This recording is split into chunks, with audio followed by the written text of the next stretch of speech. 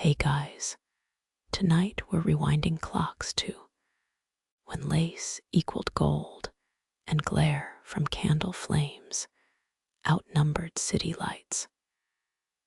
You're kneeling on a Flemish oak bench, late November air sharp, as the pinking shears in your apron, a beeswax candle gutters, honeyed wax puddles around its brass holder.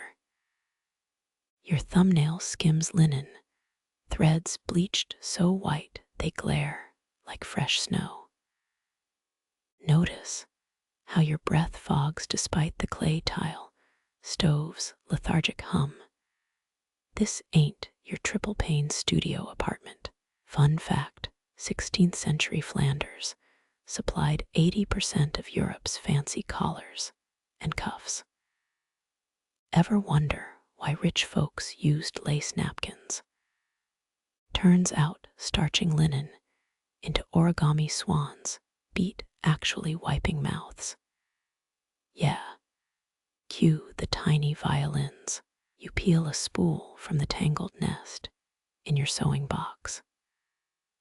Flax fibers snag calluses earned at 8 years old. Same age Belgian kids started apprenticeship contracts. Funny how museums never display the hand cramps or candle wax stains, right? The candle spits, its flame shrinks to a blue pearl.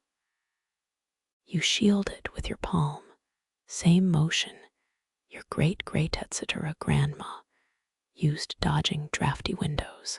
Historians still argue whether master lace makers hid rebellion in their patterns. Tulip motifs, mocking Spanish rulers, maybe.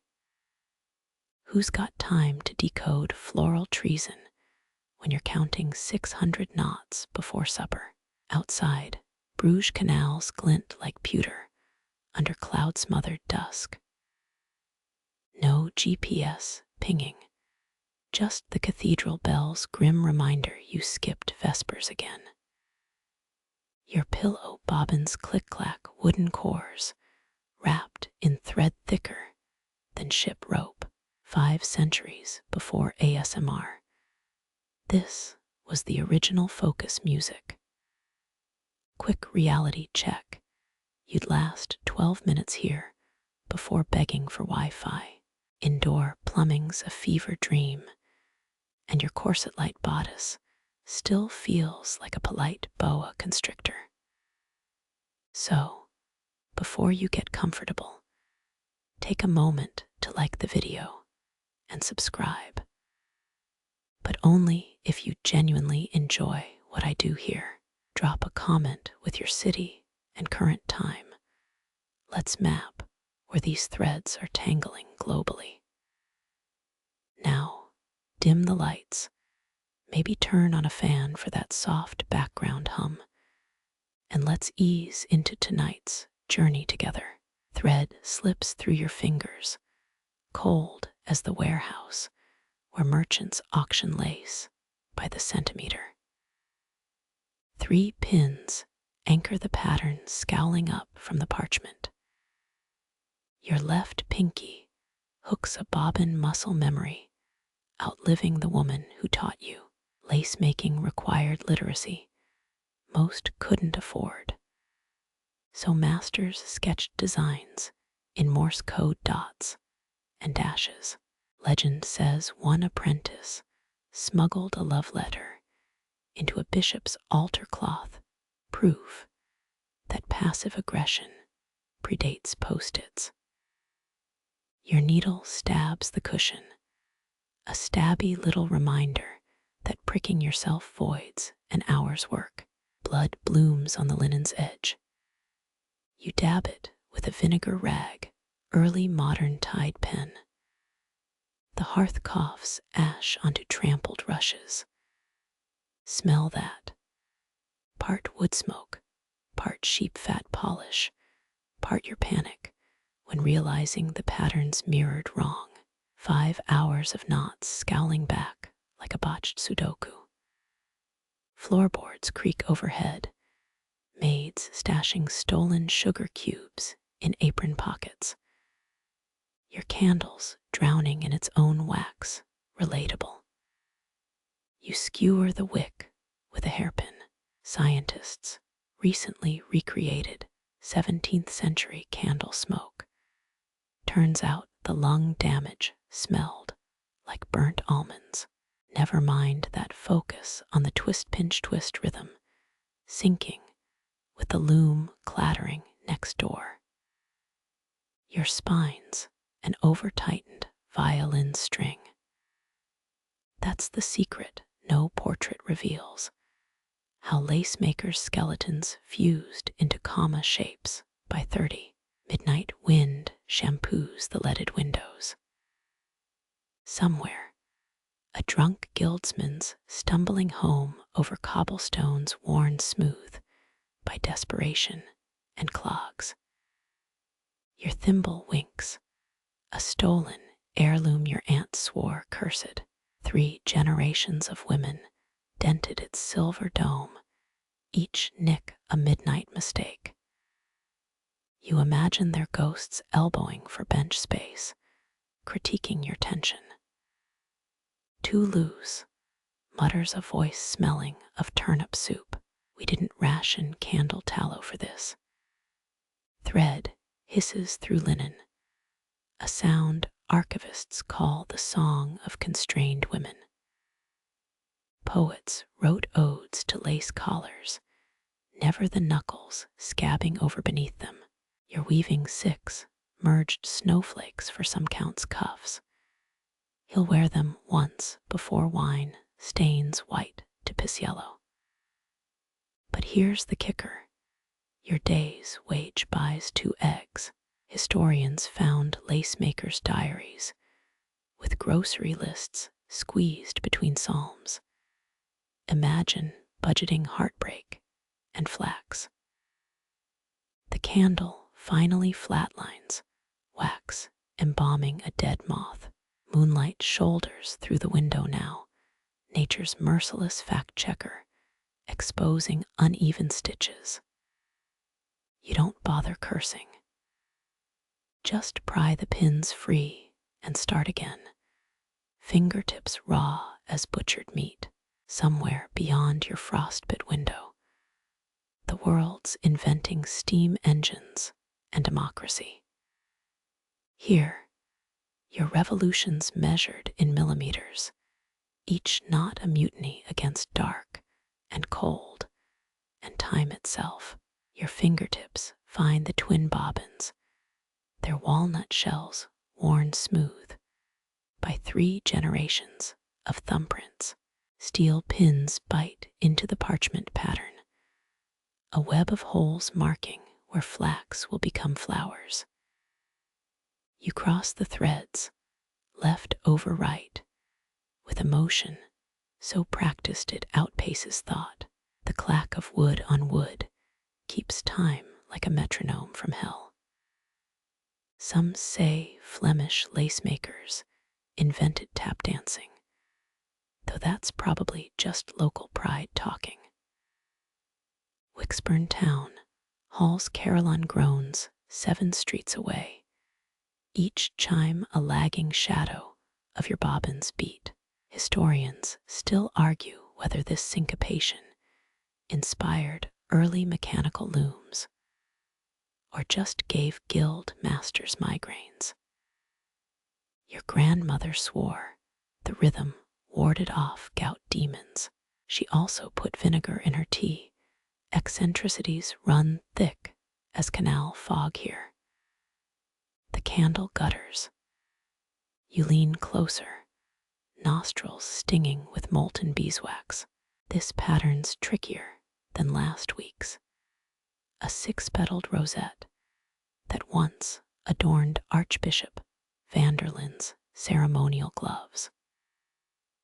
Church commissions paid for half the gables in Bruges and funded a few cardinals' mistresses, if the gossip ledgers are right.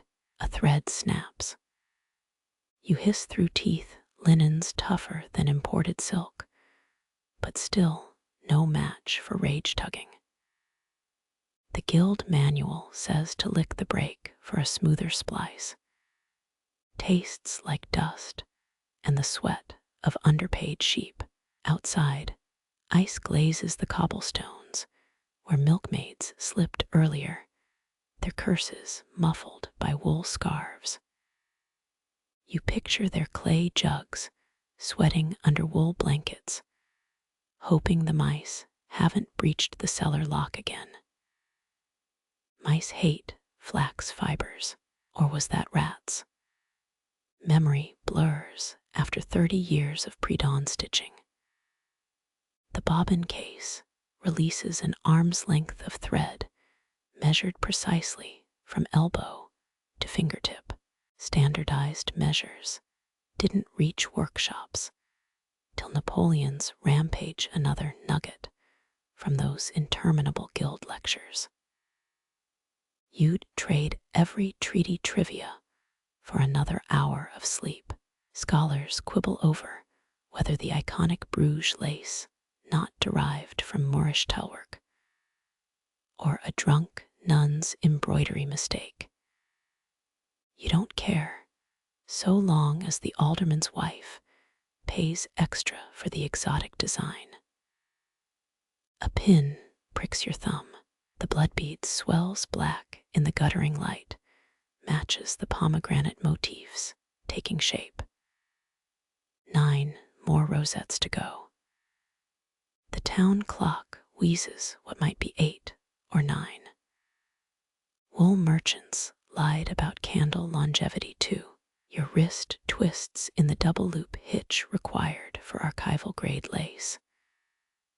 1 millimeter off, and the entire panel unravels in the humidity of a Spanish duchess's chapel. Not your problem. Let the nuns handle divine interventions. Wind screams through a cracked window pane, carrying the dyer's vat, stench from 3 canals over. Madder root and stale urine, the perfume of progress. Guild apprentices still dunk threads in chamber pots despite all modern mordants.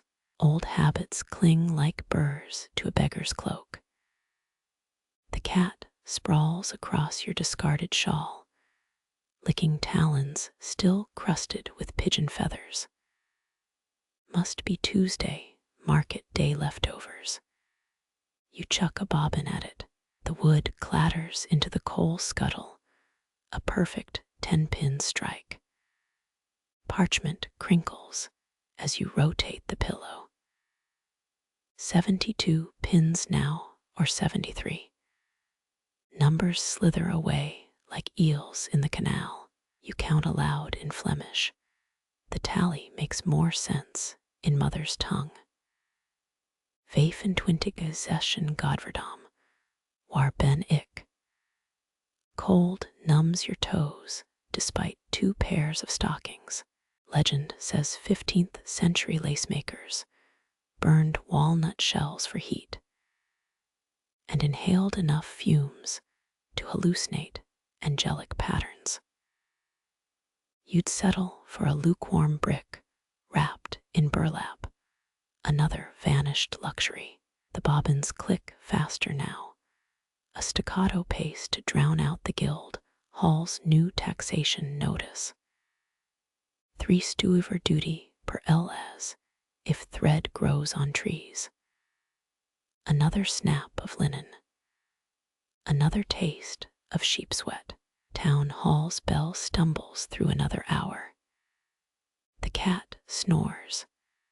Somewhere beneath frost-glazed rooftops, under wool quilts, and drunken snores, Bruges dreams on. Your hands don't need dreams. They remember. Your shawl slips as firelight leaps, casting your shadow giant across the plaster. The hearth's breath licks your neck, a welcome change from the frost, gnawing the window panes. Tulip silhouettes tremble above the mantel, a flickering garden planted by the flame's whimsy. Historians insist Dutch tulip mania never reached Flemish lacemakers, though you've unpicked enough floral patterns to doubt it. That crimson petal, definitely inspired by a bulb worth 6 years' rent. A log collapses in the grate, sending up a comet tail of sparks. Shadows swarm like crows startled from a cornfield. You stab your needle through the lace pillow, anchor it mid-stitch, and sip lukewarm chicory. The tannins bite back by St. Barbara's coal-blackened fingers, who decided axle grease made a decent coffee substitute. Flame light betrays your progress. 29 knots since sunset. Medieval patterns recommended encircling lace with thistle motifs, protection from witches' envy. You've stitched 3 this hour. Not that anyone weaves hexes into linen these days, unless the butcher's widow counts. Her glares at market could curdle saints. A draught snakes under the door, twists the fire's smoke into spirals. The patterned scroll slips. You wait it with grandmother's paternoster beads. 16th century nuns hid forbidden lace bobbins in their rosary pouches. Guild archives confirmed it after 3 ales loosened the archivist's tongue. You've smuggled worse, like those Anatolian threads dyed with smuggled cochineal. The hearth's heat warms your left side, only you rotate the pillow like a suckling pig on a spit. Glass blurs swear symmetrical roasting prevents warping, not that it helps lace. Your hands cramp. They've memorized every hitch and twist without consulting your sleep-starved brain. Ash drifts onto the half-finished motif. You blow it into oblivion.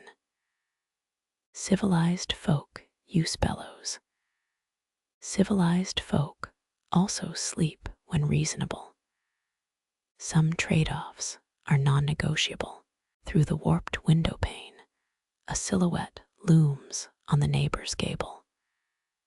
Jan de Groots, prize rooster avian tyrant of the alley. It'll start shrieking at false dawn. Again. You'd wager 6, skeins the bird trained under Spanish inquisitors. Flames sketch a mockery of your design. The shadow lace stretches taller than St. John's steeple. Childish, but you flip the pillow upside down anyway. The tulips become sinking ships. The thistles drowning hands.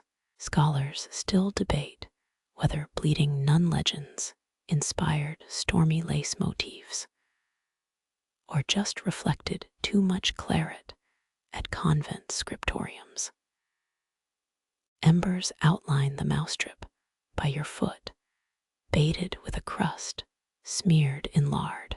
Guild mice grow fat while you subsist on beet soup and spite. A squeak splits the silence. You raise your mug in salute.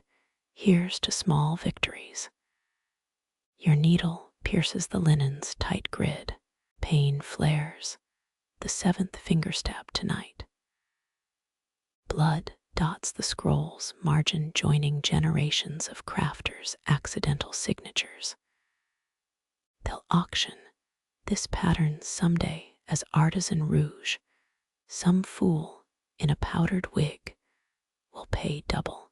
The cat materializes, rubbery spine arching against your calf. You scratch behind its shredded ear, rewarded with motoral purrs. Alley tigers outlive pampered mousers, though this one's missing a tooth, for every winter survived. Its breath smells of rat blood and existential despair. You've smelled worse at noble banquets. Fire pops, startling a hiccup from your throat. The sound echoes in the empty parlor. When grandfather manned this hearth-drunk glassblowers would barge in demanding lace-trimmed wedding garters. Now even the church mice RSVP with regrets. Thread glows copper where the flame licks it, each knot a fossilized spark. Modern critics call this homespun minimalism. You call it a deadline. Hunger pinches your gut, a reminder that bread boxes don't refill themselves. Unless the cat's learned a new trick, which seems unlikely given his current focus on but dragging across your shawl.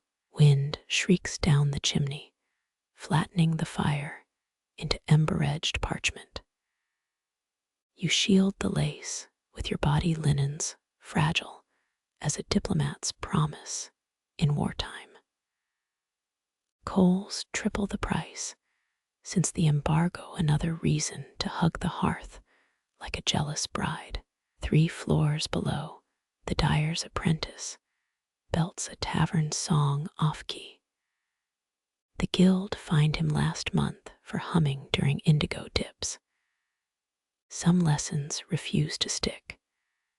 Your bobbin's rhythm syncs with his slurred chorus, clack thump, a drunkard's waltz. Heat seeps through your stockings, toastier than any suitor's sweaty palm at a winter ball. Not that you've held many hands since the lace tariffs doubled. They'd need fingers spun from gold thread to afford courtship now. The last ember dims. Shadows congeal into something solid, something watching from the woodpile. You toss a walnut, shell spooks nothing but dust mites. Country girls whisper of hearth imps tangling threads for fun. You'd trade a thimble of goat's milk for that kind of excitement. Dawn's still hours off, but the moon bleeds through thinning clouds. Its glow silvers the half-finished tulip, petals poised between living bloom and ash. The thimble's dented crest catches firelight, a tiny crown for a queen of thread. Your thumb fits the groove grandmother's 50 years of use carved. They say Bruges Lace Guild once melted silver coins for members' thimbles, proof against cheating on stitch counts. Hers is pewter, bought cheap when Antwerp's cathedral sold off vulgar relic boxes. You still don't know which sinner's knucklebone that money purchased. Her voice ghosts through your palms as you twist the bobbins, a Flemish counting rhyme set to tides. Een, twee, drie, vier vissen dansen op het voer. Historians still argue whether lacemakers' songs preserved forbidden naval codes or just made arithmetic less soul-crushing. You hum it flat. Grandmother would have smacked your wrist for botching the cadence. She trained under masters who spat on knots like disapproving bishops. A splintered chair leg digs into your thigh, same spot where she'd perch you for lessons. 5 years old, squirming through summer afternoons as her needles clicked. Fingers must marry the thread. She'd croak, breath reeking of juniper tonic for her cough. No bastards in this parlor. The day you mastered the triple twist. She celebrated by getting scandalously drunk on Jennifer and woke up betrothed to a cooper. A marriage shorter than most lace collars. Wind riffles the patterned scroll, exposing her marginalia, crude tulips framing a recipe for gooseberry wine. Archivists dismiss such doodles as crafter's whimsy. They've clearly never tasted her blackthorn brew. You trace the shaky G she signed after guild inspectors left stamps of approval, meant less than her grunted passable. The thimble warms against your skin, dead flesh, and living metal sharing heat. 17th century surgeons used them for bullet wounds in a pinch. Yours has stitched everything from royal bridal trains to a sailmaker's severed thumb. Your shallowest stab now, muscle memory guiding the steel. Midnight chill numbs your nape. You tighten the woolen shawl, its tassels brush the lace pillow. Grandmother called fringe lazy woman's, lace until arthritis made her hands shake. That winter, you found her unraveling her shawl to reweave the trim knot by defiant knot. Flames spit an ember onto her rosary beads. Glass pearls spit crackle in protest. She'd pray entire decades while threading bobbins, Hail Marys tangling with linen math.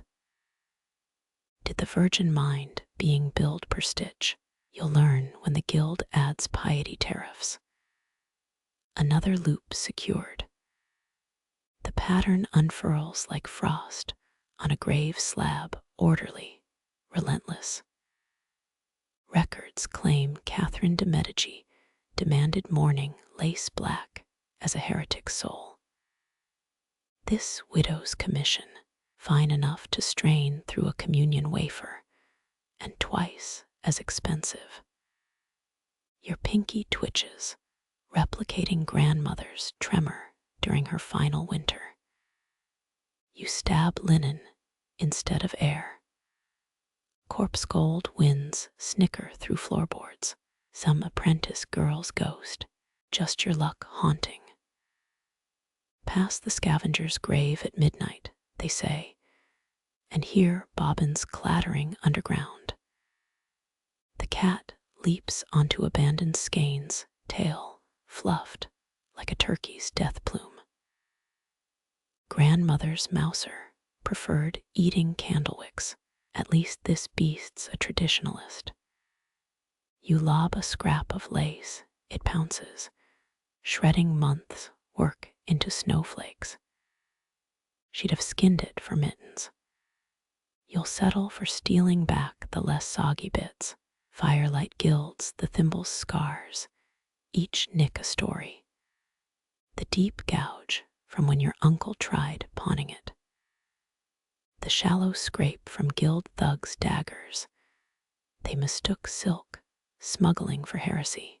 Her cackle when the bailiff found nothing but turnips in the chest still echoes on rainy evenings. Dawn's first bruise purples the horizon. Your needle hesitates, thread suspended between two pins. She'd call this dithering. You call it precision. A spider descends on its silk, crossing the gap in 3 seconds flat. Maybe arachnids should join the lace guild they'd unionize within a week. The thimble slips, rolling towards the hearth. You lunge, palm slapping stone as it stops at the ash line. She always said tools have a sense of drama. Relics enjoy playing Hamlet with an audience. You jam it back on your finger, still warm. St. Martha's bones couldn't pry it loose now. Counting song resumes, hoarser this time. Vaif, Z's, 7, etched why Nyat walked, die Nyat whacked. Grandmother swore the rhyme warded off crooked commissioners. You've met 3 this month, none seemed deterred by off-key ditties. The lace quivers a breeze or a shrug. Either way, another stitch gets born. Moonlight bleeds through leaded glass, silver slats cut the lace pillow into prison bars. Your calluses snag the new thread Chinese silk, smuggled in a salt barrel. 17th century dukes paid their weight in pepper for such strands. Fun fact for when the tax inspector asks. The Guild swears Asian spider silk blends corrupt local linen. Funny how corruption always benefits their pockets. You spool the gossamer strand. It resists like a cat refusing a bath. Grandmother's voice hisses in memory. Silk's a jealous mistress, she'll unravel your marriage if you blink. Jokes on her your last suitor fled upon seeing the lace tax ledgers. The needle trembles, not from fear. Just 3 hours of matching each hair-thin ply. Historians still argue whether Flemish weavers imported silk roots or reverse-engineered strands from dandelion fluff. You'd vote aliens, but the Guild bans all fun theories. Midnight clangs from St. Salvator's tower, 12 iron throats clearing. Your spine cracks in solidarity. 1 more hour, maybe 2. The candle's corpse already pooling wax tears. You imagine the local priest tallying sins per mist. Let him. You're busy tangling with a fiber so fine it's mostly ego. A knot slips, you catch it with your pinky nail. Wars were fought over less. Ever hear of the linen riots of 1632? Peasants torched a merchant's warehouse for hoarding Turkish threads. They missed the real villain. The guildmaster's mistress was knitting him stockings. You realign the pins of palms, sweating despite the cold. 1 slip could unravel 3 weeks' wages. The cat, now a loaf of judgment by the hearth, flicks its tail at your hissed curses. Grandmother trained hers to fetch dropped bobbins, though it preferred drowning them in the canal. This one's useless. You flick a thread, scrap its way childish, but satisfying. It bats the strand into the ashes defiant as a French privateer. Your thimble gleams, moonlit cousin to the abbey censer. Monks once hid smuggled silk in hollow hymnals. Saints make excellent fences. You tighten the tension bar, wood groaning like a ship's mast. Too tight, and the silk snaps. Too loose, and the pattern sags. Story of your 20s, really. Threads whisper across your palm cold as a banker's smile. You knot a repair 5 microscopic stitches hidden between tulip petals. Even the goldsmith's loop couldn't spot them. Guild examiners once burned a widow's work for less. Her crime, using Moorish knot sequences during Lent.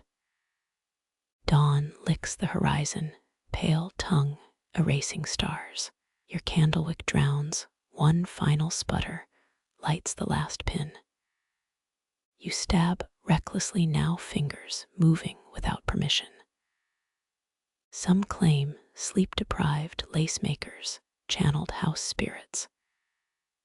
If true, yours is a drunkard with buttered hands. The finished panel glows, cobweb masterpiece trembling in the draft. You squint. Migraine confetti swims your vision. Napoleon's surgeons used lace to stitch wounds at Waterloo. You've half a mind to test that theory on the Guild accountant. Pins clatter into their tin coffin. Your hands remain clawed, frozen in mid-stitch rigor. You'll pay for this tomorrow, back bent like a question mark. But the silk held. always does. Damn its arrogant, flawless, infuriating strength. Frost etches ferns across the pane, each crystal branch, a cousin to your lace patterns. You exhale your breath ghosts against the glass before dissolving. 17th century ordinances forced milkmaids to deliver before dawn-less chance of sun-warmed spoilage. The clattering cart outside might as well be in Antwerp for all the notice you give it. Cold numbs your nose. Your knitting needle scratches a peephole through the ice. The street lies empty, cobbles glazed like sugar cakes under gaslight's sickly halo. The lace pillow mocks you with its pristine linen face. You jab a pin too hard into the outline's virgin edge. Cat hair clings to the thread, probably from that fat tabby napping in the flax basket. Some convent-bred scholar in 1893 claimed medieval lace makers trained tuxedo cats to spin thread. Total hogwash, but you still check the furball for hidden talents. Flame shadows twist your hands into spider legs on the wall. You flex stiff fingers, knuckles popping like roasted chestnuts. Grandma's vinegar trick for window frost works better on pickles. The pain reglazes before your eyes. Your thimble taps an impatient Morse code. 3 quick raps for get on with it. Thread slips. You lunge like a heron spearing minnows. The bobbin's walnut wood warms in your palm. Improvised bed warmer for arthritic hands. Historians still argue whether lace schools used frozen ponds as pattern templates. You've seen enough ice melt accidents to call that theory a death wish. Midnight oil smokes. Its acrid kiss clings to your woolens. Luxuries of the poor, lamp soot facials, pine resin gum for mending dropped pins. The cat yawns, tongue curl vibrating with judgment. You flick a thread scrap at it. The little traitor bats it under the stove. Needlepoint digs into your thumbnail bed. 5 years since the monastery commissioned those altar cloths. Young sister, Mathilda, had hands like yours, scarred violets blooming at each cuticle. You wonder if she ever regrets choosing prayer over purling cotton. A log collapses in the hearth, ember snakes writhe across ash. The guild's pattern scroll insists only left-handed maids can weave St. Agnes flowers properly. Superstition or science, you knot a right-handed tulip just to spite them. Snow suffocates the alley, muffling the world beyond your frost-framed square. 1 candle left, barely thumb-high. You ration wax like a besieged general, doling out gunpowder. That merchant's daughter's trousseau won't complete itself, though God knows you've tried delegating to the cat. Ice cracks on the canal, a far-off gunshot scattering winter's hush. Your nodding hook hovers memory, resurrecting the lyre diamond heist of 1610. Thieves used lace mallets to smash display cases, a fact the Gemological Society still denies. You mimic the motion, earth-whacking imaginary jewels until the candle gutters. Thread ends fray. You seal them with spit and spite. Dawn's pewter smear creeps up the sky uninvited guest at yesterday's party. The milk cart returns, its clangor dulled by fresh snowfall. You snap the linen chest, shut key turned with fingers too numb to feel the bite. The linen chest groans open, its brass hinges singing a chorus of neglect. You lift the half-finished cuff St. Agnes flowers, blooming in frozen thread, 17th century Brussels, prohibited lace sales on saints' days. A fact the guild enforcers policed with ledger-book seal. Your thumbnail worries a loose pin. It's been jittery since that Antwerp merchant overpaid in stale peppermints.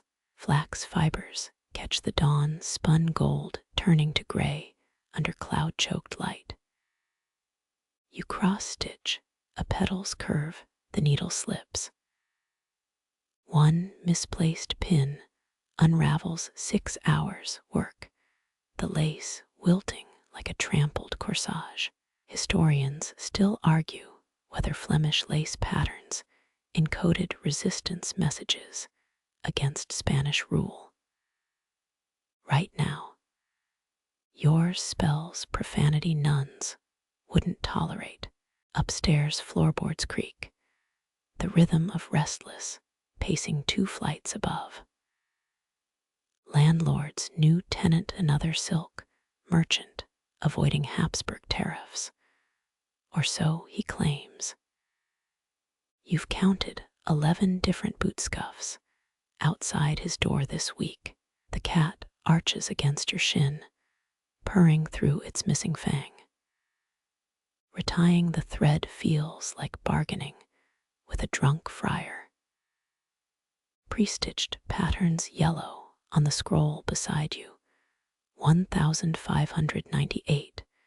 Chastity knots looking suspiciously like brewer's yeast diagrams. 3 generations back, your great-aunt supposedly stitched a Morse code plea for beer into a bishop's mitre. Archivists dismiss it, but you know which loops to tug. A bobbin rolls off the table, the walnut shell cracking like a pistol shot. 17th century lacemakers buried broken tools under crossroads to confuse textile witches. You lob it into the kindling basket. Instead, let tomorrow's fire exorcise the little traitor. The cat pounces on a stray thread, its claws snagging the St. Agnes arrangement into abstract heresy. You sigh, finger-combing knots as more footsteps thunder overhead.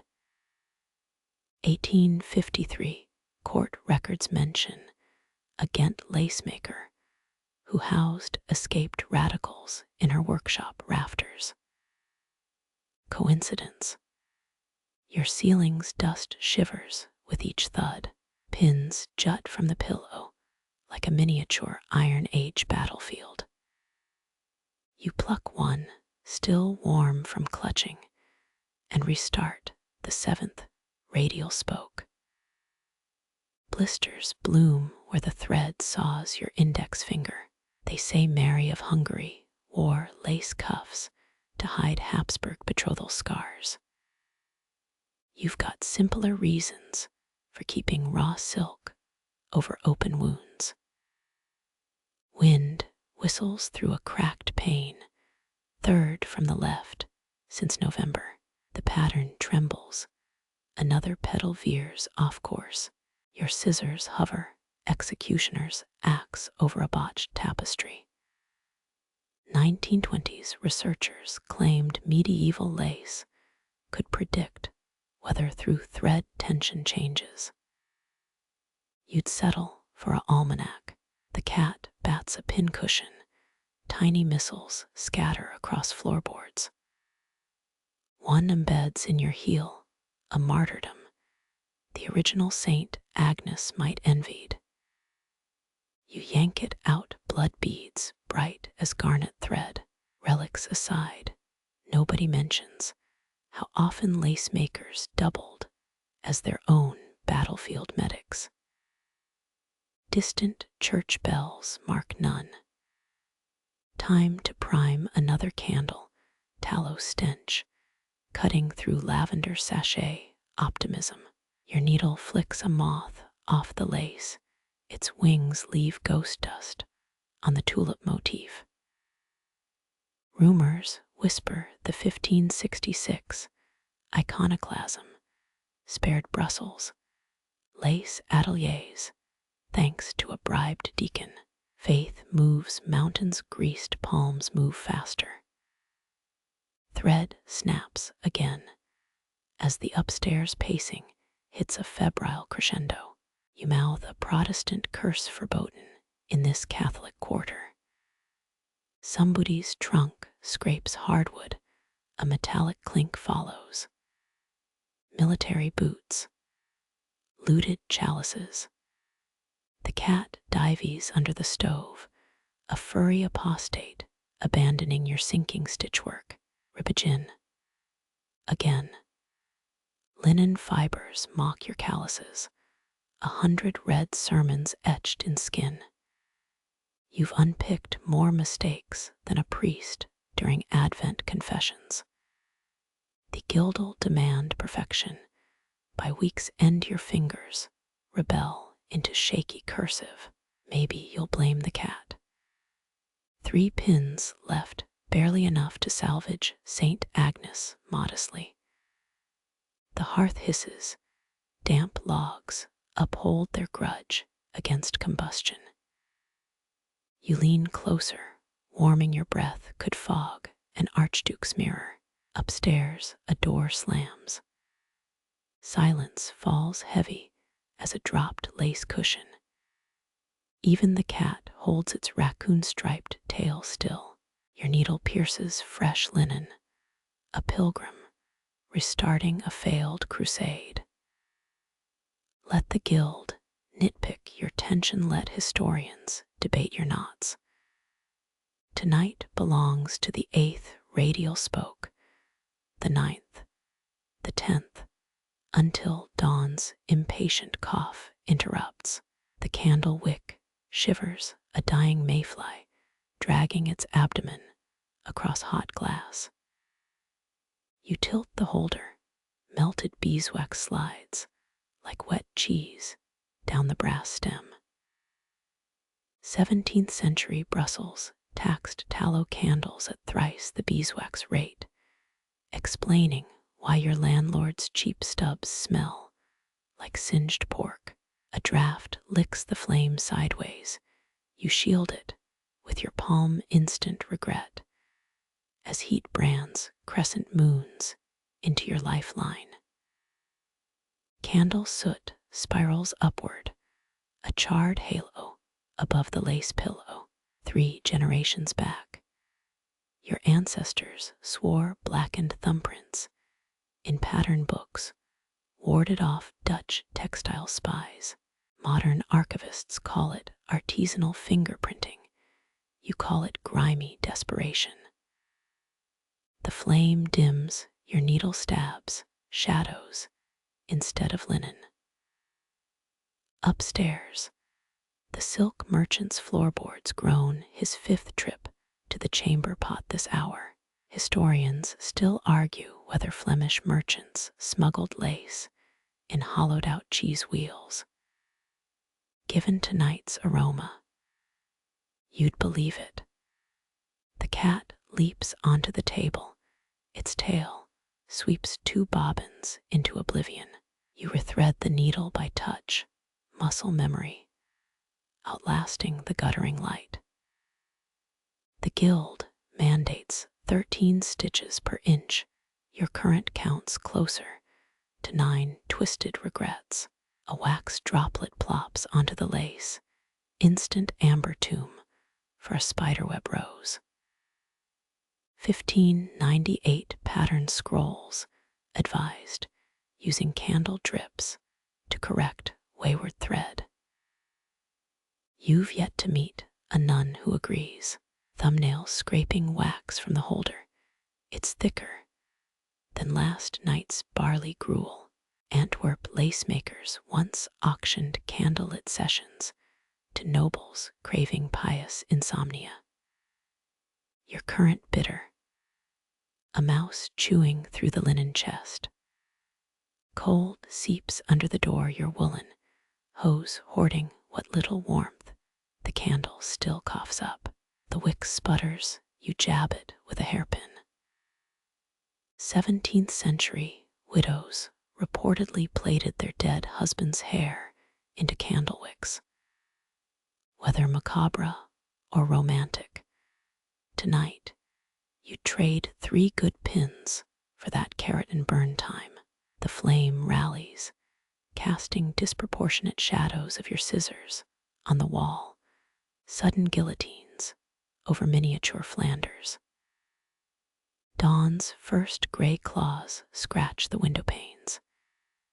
You hunch closer. The dying light turns thread into liquid silver between your fingers.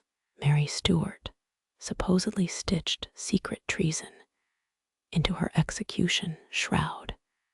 Your own rebellious streak manifests as uneven picots. The cat bats a pin into the cold hearth, collaborator or critic. Wax crusts your thumbnail.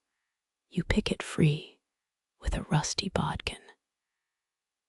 Ghent's guild masters once fined lace makers for working past curfew their ledgers, noting offenses as candle crimes. Yours would read, December 3rd defied physics, fatigue, and cat. The flame kowtows one final bow before suffocating in its own wax tomb. You exhale, the last wisp of smoke mirrors your breath. Somewhere beyond these walls, bakers stamp pretzels into existence, and milkmaids curse frozen bucket handles. Here, you straighten vertebrae popping like a Netherlandish percussion section and reach for tomorrow's candle. The lace waits 18 more hours till the guild's inspection. At least the cats stopped judging. Your needle drags, another knot joins the endless march.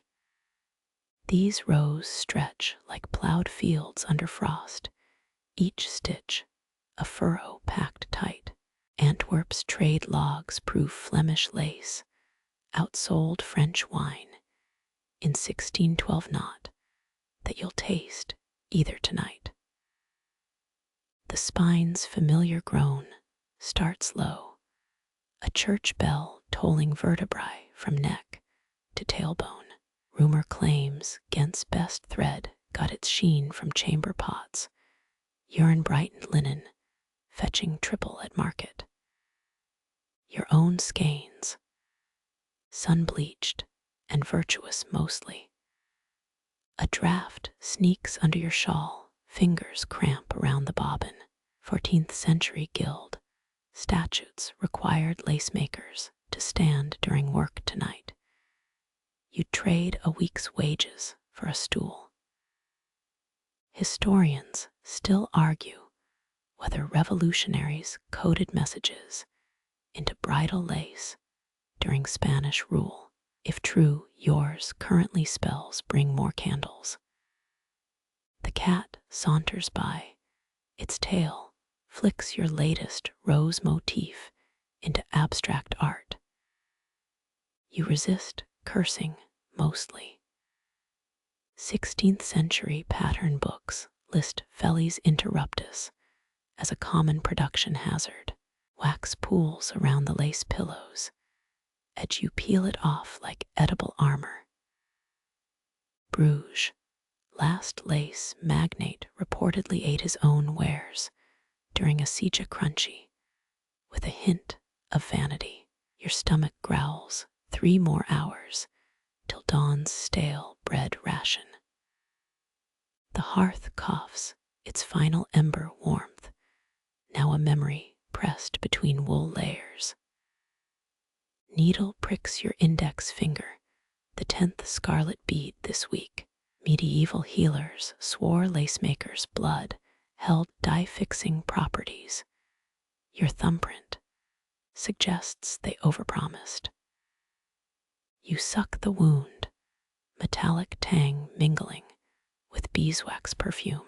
Upstairs, the merchant's snores sync with your bobbin clicks, an accidental duet for insomniacs. Moonlight bleeds through frost-veined windows. The lace becomes a ghost of itself. Rotterdam sailors once mistook such pieces for captured moonbeams, paid enough to buy their captain's silence. Your current masterpiece, likely destined to muffle coughs in some dowager's décolletage. The cat bats a stray pin, your arsenal dwindling by the hour. Distant church bells mark Compline too late for prayers, too early for hope. Your great aunt's mantra loops in your skull. Knots hide mistakes, child. Only God counts them. The 12th row rebels twisted loops mocking your lineage. You unravel its slow revenge, served at a spindle's pace. Dawn's first pallid fingers probe the room. Your candle stump weeps translucent wax, the wick drowned in its own exhaustion. Guild apprentices once raced to sculpt tallest drippings, your entries, a lopsided Madonna, spine crackling like kindling. You stretch hands hovering where sunlight will soon claim the worktable. The lace lies quiet, harvested. For now. The lace lies quiet, harvested. For now. 3 towns over, a merchant's daughter pins her hopes to your knots. They say her dowry chest yawns empty save for this unfinished panel. Bruges law once required brides to present 6 ells of lace, enough to choke a stallion. But you've seen greedier measures. Your needle hesitates. Does she trace these loops with dread or delusion? Ghent's brides famously stitched horsehair into veils, a barbed blessing against grooms who stray. You've smuggled no prickly surprises here unless she counts the dropped stitch near the selvage. Historians still argue whether Antwerp's love lace contained coded warnings about syphilitic husbands. You hum, let future scholars dissect your unspoken opinions. A moth grazes your candle, wings singed into transparency. It rights itself, drunkenly veering toward the bleach vat. You flick it away. Martyrs belong in tapestries, not workrooms.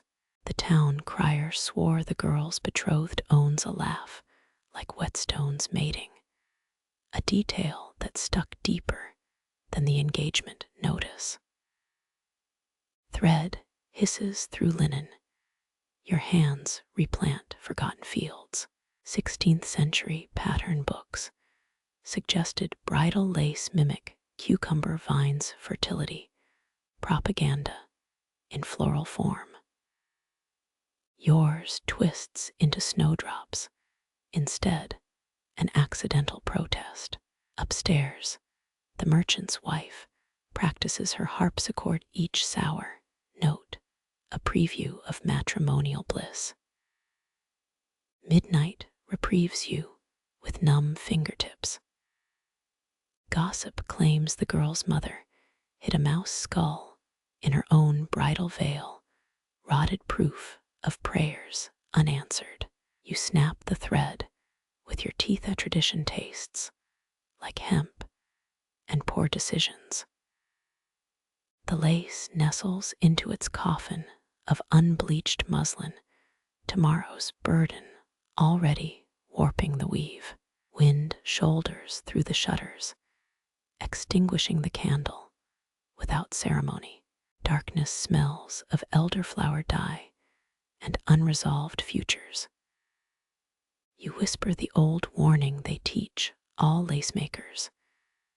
Every knot's a wish, every hole the price it exacts. Damp cobblestone musk seeps through the window, the canal's breath invading your sanctuary. Your hands grope the cooling candle wax, fumbling for the tinderbox. A rasp of flint, the spark illuminates twin amber eyes beneath your chair. The tabby's tail flicks your stockinged ankle silkier than the thread spool, now rolling toward the hearth. You lunge, linen tearing at your knee, but the cat pounces first. Its teeth sink into the skein, dragging it like a mouse carcass toward the dye vats. Medieval Flemish workshops kept cats tethered to looms, not for pest control, but to amuse noble patrons. This one's ancestors likely earned their keep tripping up linen weavers.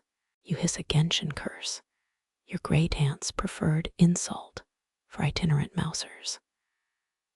The vat looms, its indigo brew still warm from yesterday's nettle dye batch. You freeze. The cat bats the thread, just shy of disaster. Historians still argue whether Antwerp's famed midnight blue required actual moonlight, or just urine from beer-drinking apprentices. Your nose votes for the latter. 3 heartbeats pass, the thread dangles over indigo oblivion.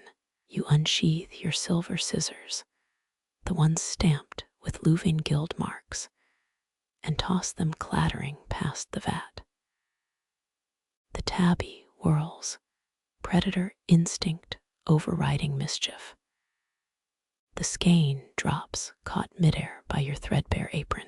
You hoist the cat onto the windowsill, its purr vibrating through your scolding. Tell your cousins to haunt the cheese market. Its answering meow suggests negotiations are ongoing. Dawn's first blush seeps through the leaded panes. You've lost 3 hours to feline diplomacy. A Brussels tapestry from 1572 depicts the Virgin Mary knitting with catgut thread. Proof even saints tolerated creative assistance. You reshuffle bobbins. Their weight feels lighter after the diversion. The tabby watches tail twitching as you rethread the needle. Your next stitch loops into a perfect lover's knot, the same pattern found in a 14th century nun's diary, hidden under Grote Mark's cobblestones. The cat yawns, unimpressed by archival miracles, then vanishes into the ceiling beams. Rain dribbles down the chimney, hissing against residual embers. You glance up, just in time to dodge a soot-caked paw dangling a half-dead spider. The lace accepts this newest addition without protest, 8-legged omens counted among many.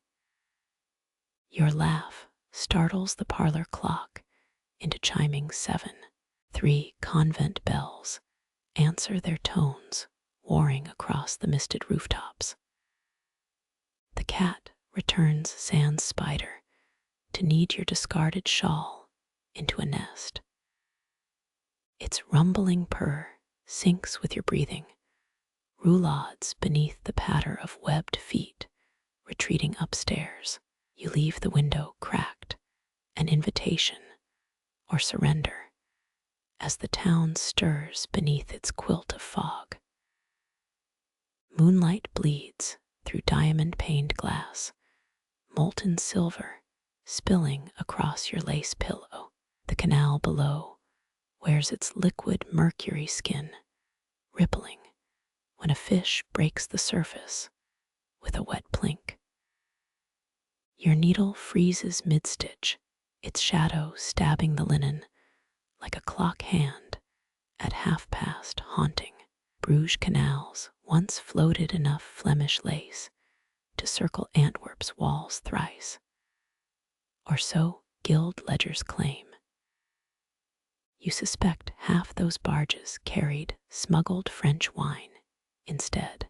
The water's whisper carries a ghostly shush, as if hushing the moon's reflection for talking too loud. A night heron's croak splits the dark, raw as unoiled hinges. Its silhouette perches on the opposite bank, neck coiled like a snapped watch spring. Local tailies swear night herons guard drowned lacemakers, lost patterns. You squint, does that throat pouch bulge with stolen linen tape? Your candle gutters, wick drowning in wax. The flame's last gasp paints shadows that leapfrog across the ceiling beams. You reach for the tinderbox, fingers bumping a thimble that rolls off the table. It hits the floor with a metallic clang. The heron's answering screech suggests architectural critique. Winter air nips your knuckles through the cracked window. Historians still argue whether canal algae enhanced linen's durability or just made it stink. Tonight's breeze votes for option 2. You wrinkle your nose. If thread could ferment, this skein would be halfway to vinegar. The heron flaps away, wings creaking like a windmill in need of grease. Moonlight chases its feathers, a vanishing inkblot against star-pricked velvet. You press a palm to the chilled glass. The lead camming bites your skin with medieval dentistry precision. 4 barges sleep beneath tarpaulins, their masts skeletal against the city walls. One sports a patched sail shaped like Lucretia Borgia's infamous poison ring. You snort. A few stitches could turn that jagged tear into a convincing stiletto wound. Your scissors gleam, snipping a thread ends the thought. The lace grows, hexagon meshes blending into fan motifs, while Bruges snores beneath its granite quilt. A drunk's off-key ballad floats up from the speedray key, something about a mermaid and a misplaced codpiece. The cathedral bell tolls twice, its bronze voice shuddering through your ribs. You count 7 heartbeats before the carillon answers with a jaunty drinking song. Timekeeping. Here's a team sport played with conflicting rulebooks. A splash interrupts the canal's lullaby. Probably a rat taking night swimming lessons. Your bobbin's rhythmic clack-clack mirrors the water's lazy slapping against stone embankments. The pattern demands a point to Venice border, Venetian arrogance, translated into Flemish practicality. 3 bricks in the opposite wall glow faintly, moonlit patches worn smooth by centuries of sticky-fingered tourists. Your great-grandmother swore they marked a nun's secret escape route during the iconoclasm riots. You doubt St. Ursula's ghost still needs quick exits, but keep the window unlocked anyway. The heron returns, trailing a fish that glints like liquid pewter. Its gulping swallow echoes the canal's digestive noises. You sip barley tea gone cold, an acquired taste that pairs well with self-recrimination. 27 buttons need edging by matins. The convent's deadline looms closer than the next toll. Glass rattles as a barge drifts past, its hull scraping the canal wall. Lantern light bleeds through your lace curtain, projecting giant snowflakes across the plaster. For 3 breaths, your workspace becomes a cathedral rose window, then darkness reclaims its throne. You're stitching the 10th leaf of a vine motif when a wet thwap hits the windowsill. The heron's dropped its fish head tribute, one milky eye staring at your lace. Too late for guild fees, you mutter, flicking it into the canal with your quill knife. Dawn's first bruise purples the eastern sky. The heron spears another fish, its victory squawk, drowned by milkmaids clattering down Oost Gistelhofstraat. You knot the final loop. The lace glimmers like frozen breath on a midwinter morning. Somewhere below, the fish head sinks, swirled into Bruges, endless liquid ledger of trade and trespass. Moonlight bleeds through diamond-paned glass, molten silver spilling across your lace pillow. The canal below wears its liquid mercury skin, rippling when a fish breaks the surface with a wet plink. Your needle freezes mid-stitch, its shadow stabbing the linen like a clock hand at past, haunting. Bruges canals once floated enough Flemish lace to circle Antwerp's walls thrice, or so guild ledgers claim. You suspect half those barges carried smuggled French wine. Instead, the water's whisper carries a ghostly shush, as if hushing the moon's reflection for talking too loud. A night heron's croak splits the dark, raw as unoiled hinges. Its silhouette perches on the opposite bank, neck coiled like a snapped watch spring. Local tailies swear night herons guard drowned lacemakers, lost patterns. You squint, does that throat pouch bulge with stolen linen tape? Your candle gutters, wick drowning in wax. The flame's last gasp paints shadows that leapfrog across the ceiling beams. You reach for the tinderbox, fingers bumping a thimble that rolls off the table. It hits the floor with a metallic clang. The heron's answering screech suggests architectural critique. Winter air nips your knuckles through the cracked window. Historians still argue whether canal algae enhanced linen's durability or just made it stink. Tonight's breeze votes for option 2. You wrinkle your nose. If thread could ferment, this skein would be halfway to vinegar. The heron flaps away, wings creaking like a windmill in need of grease. Moonlight chases its feathers, a vanishing ink blot against star-pricked velvet. You press a palm to the chilled glass.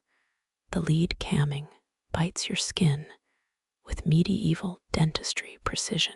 4 barges sleep beneath tarpaulins, their masts skeletal against the city walls.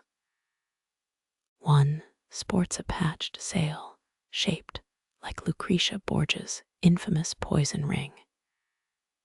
You snort, a few stitches could turn that jagged tear into a convincing stiletto wound. Your scissors gleam, snipping a thread ends the thought. The lace grows, hexagon meshes blending into fan motifs, while Bruges snores beneath its granite quilt.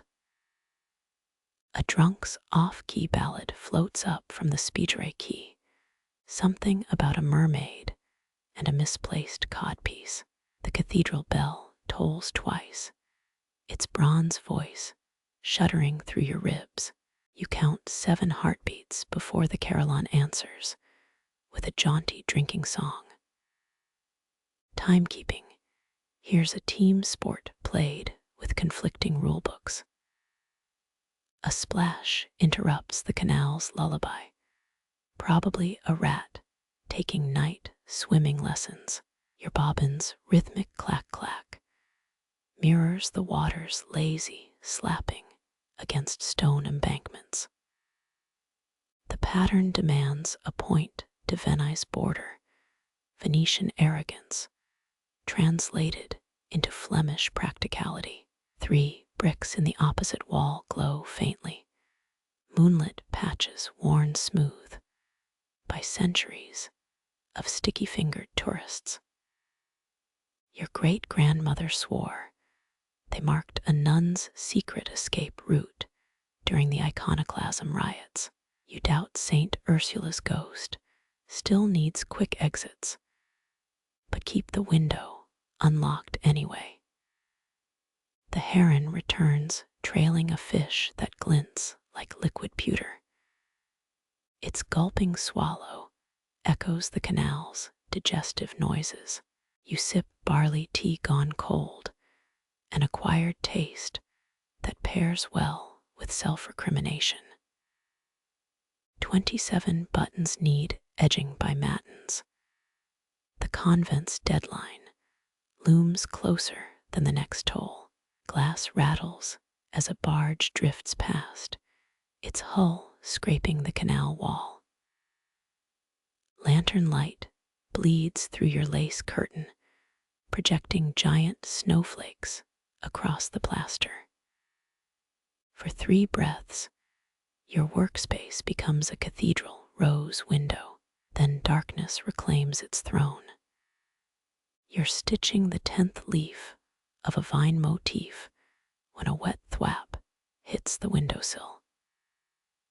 The heron's dropped its fish head tribute, one milky eye staring at your lace. Too late for guild fees, you mutter, flicking it into the canal with your quill knife. Dawn's first bruise purples the eastern sky. The heron spears another fish, its victory squawk drowned by milkmaids clattering down Oostgistelhofstraat. You knot the final loop. The lace glimmers like frozen breath on a midwinter morning. Somewhere below, the fish head sinks swirled into Bruges, endless liquid ledger of trade and trespass. The rosary hangs crooked, dust pearls clinging to tulle like spiders on a chandelier. Midnight mass bells shake the air, but your fingers dance to a different liturgy. 20 stitches per decade, 5 mysteries completed by the time the priest chokes on incense. A cracked bead grinds between thumb and forefinger, its once glossy surface fogged with age. 17th century, nuns used these as clandestine abacuses, counting Hail Marys between lace commissions.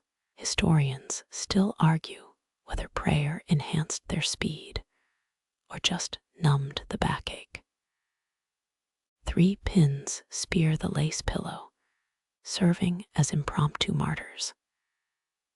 Your grandmother's voice murmurs through the metal's cold bite. Fingers Zayn de Ziel van de Kant. Fingers are lace's soul, a proverb as frayed as her grave linens now. Thread hisses through linen, a penitent whisper lost beneath organ vibrations. The Madonna above your work table watches with chipped plaster eyes.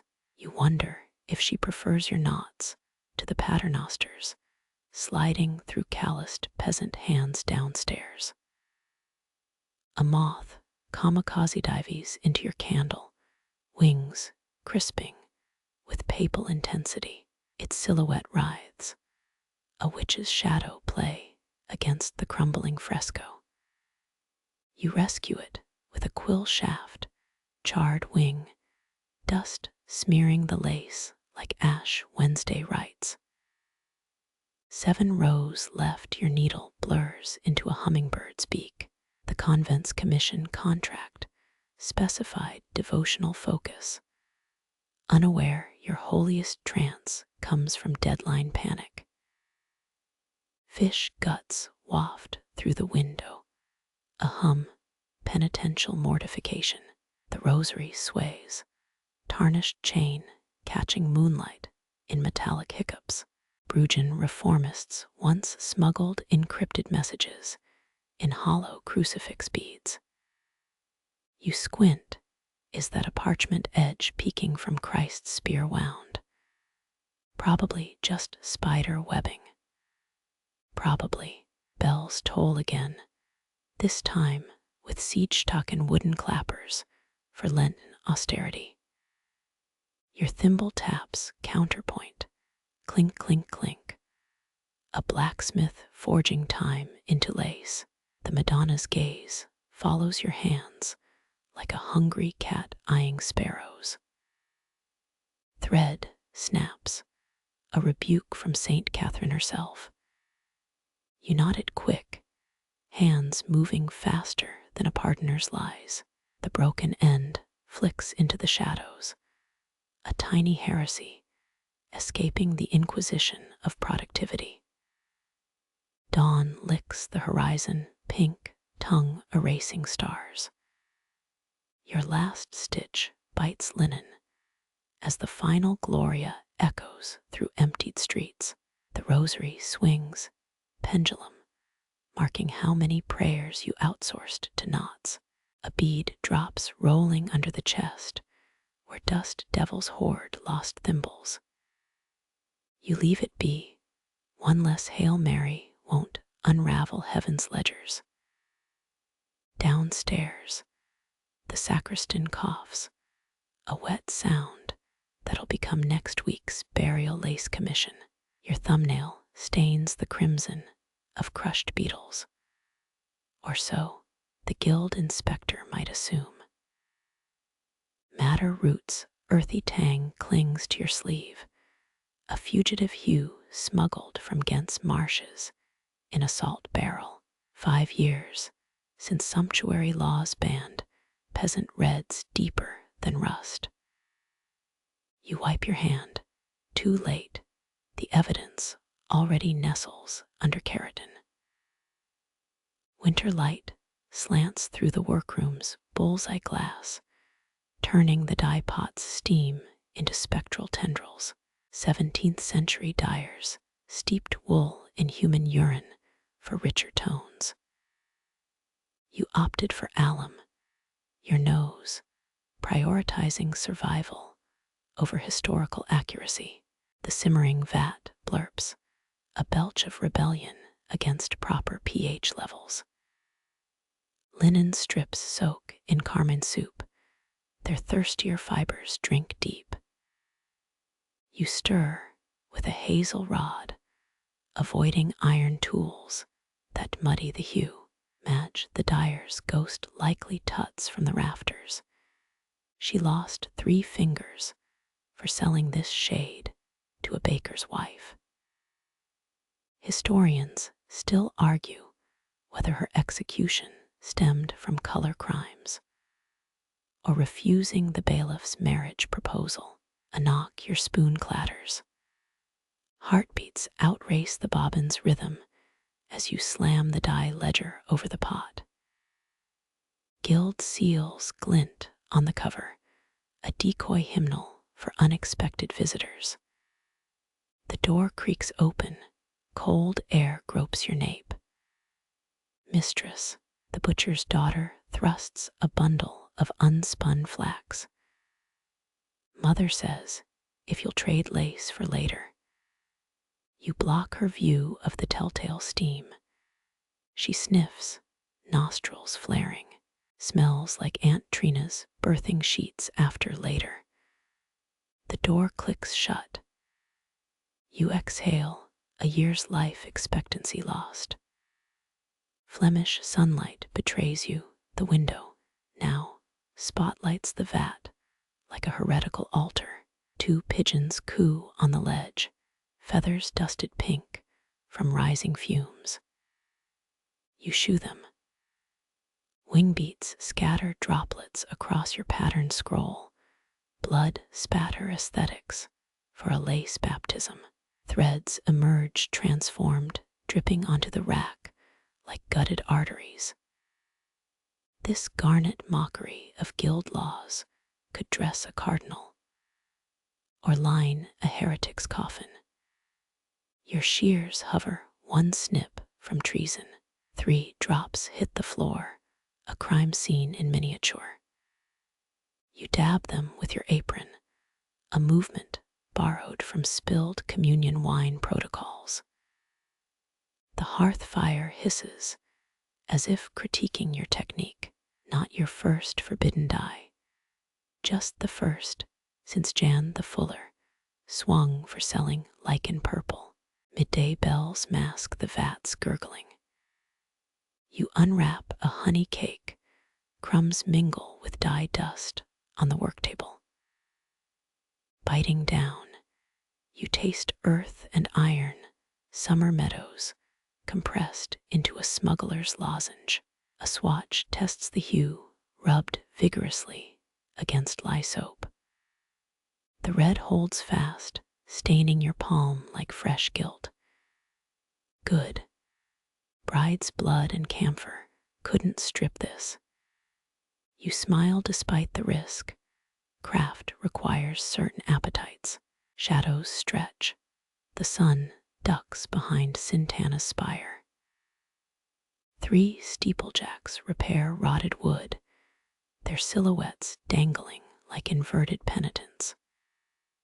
You stash the dyed thread beneath legal weft bundles, a scarlet secret swaddled in flaxen respectability. The guild ledger stays shut, its blank pages complicit through omission. Nightfall brings the real work.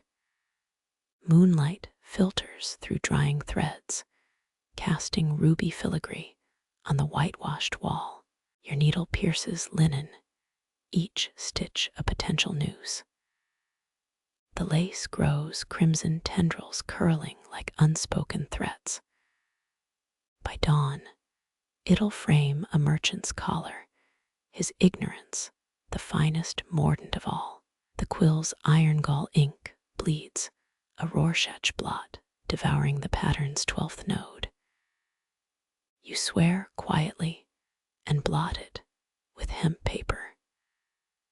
17th century scribes mixed oak galls with human urine for archival ink. Your version uses vinegar, another concession to modern nasal sensibilities. Memory guides your needle now, muscle recall from 9 winters' apprenticeship. The scroll curls like dried tobacco, its edges nibbled by a long-dead apprentice's mice. Historians still argue whether Antwerp lacemakers encoded Protestant hymns in their knot sequences.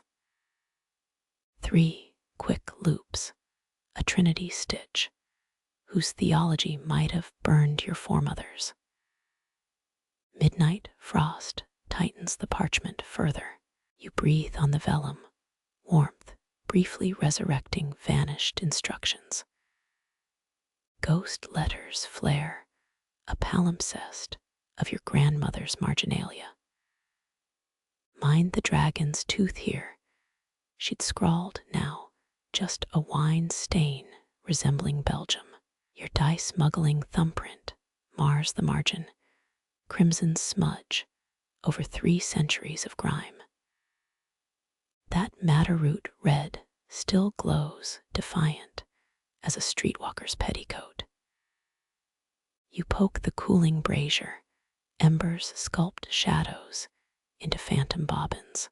A moth dive bombs your candle, its wings singe with a crackle. You rescue it, a reflex from childhood, summers saving beetles from rain barrels. The insect staggers across the blurred parchment living punctuation for forgotten directives. Its antennae tap the last legible word. Bewaren. Dawn's first bruise-colored light creeps through shutters. Needle calluses decode what eyes can't. Raised imperfections in the vellum become braille. 23 pins anchor tomorrow's filigree, their positions charted by instinct, not sight. The lace grows wilder now, improvised scrollwork that make guild matrons cross themselves. A 1637 inventory from Bruges lists 12 lace pattern books destroyed by damp. You chuckle, suspecting a cover-up for heresy or poor penmanship. Your own manual succumbs to time's collaborate, fungus, and clumsy hands conspiring against clarity. Memories surface, grandmother's hands eclipsing yours as she demonstrated the crow's foot twist. Patterns rot, mace. Fingers remember. You swear her thimble just glinted in the periphery, gone when you turn. The town crier's shout punctures the silence. 6 burgers fined for selling unstamped lace. His voice frays at lace, a adolescent crack undermining municipal authority. You dip the quill, empty inkwell mocks your pretend scribbling. By noon, the scroll retreats into abstraction, less a guide than a Rembrandt sketch. 2 houseflies drown in your cold mint tea, their legs etching final messages in surface tension. You fish them out, Flemish guilt outweighing disgust. Sunlight reveals the truth. Your reconstructed pattern veers wildly from the original. Chevrons become tulips, geometric precision dissolving into floral rebellion. No matter, the commission's recipient will assume its dernier cry from Antwerp. 3 church bells toll, a death knell for some merchant's gout-ridden uncle. Your needle halts mid-stitch. Historians still argue whether lace makers' repetitive motions induced trance states. Right now, your mind floats somewhere between Bruges and oblivion. A spider descends on silk, tethered to the chandelier. You envy its untaught weaving mastery. Teach me, you murmur. It retreats wise to human meddling. Dusk brings clarifying shadows. The scroll's enigmas sharpen in slanting light. Too late. Your hands already birthed a new design, hybrid of memory and mutiny. The finished panel lies coiled like a sleeping stoat, innocuous, until sunlight exposes its true colors.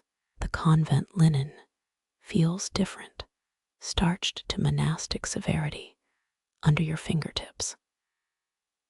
No Flemish extravagance here, just geometric purity fit for God's brides. You count 32 knots per inch, the exact measure decreed by St. Clair's 3rd abbess. Historians still argue whether medieval nuns rove psalms into their lace borders. Your crescent moon motif stays secular, though tonight it resembles a priest's stole. Waxed thread hisses through the linen, a sound like parchment peeling from old frescoes. Through the workshop's high window, a novice sweeps cloister steps with monastic rigor. Her wimple casts a crescent shadow. Your needle instinctively mimics its curve. 3 centuries ago, Antwerp convents fined lace makers for distractions of earthly beauty. You hum a heresy, a tavern ditty about a lusty friar, just to balance the scales. The pattern demands 12 Alençon roses. Yours emerge jagged thorns without blossoms. Call it prophetic. The patron saint of lace makers died mid-stitch, needle still clenched. A 1632 gild ledger lists 12 ells of lace confiscated from wayward nuns. You wonder, did they barter prayer hours for contraband bobbin lace? The abbess commission specifies unadorned edges, but you add one defiant scroll.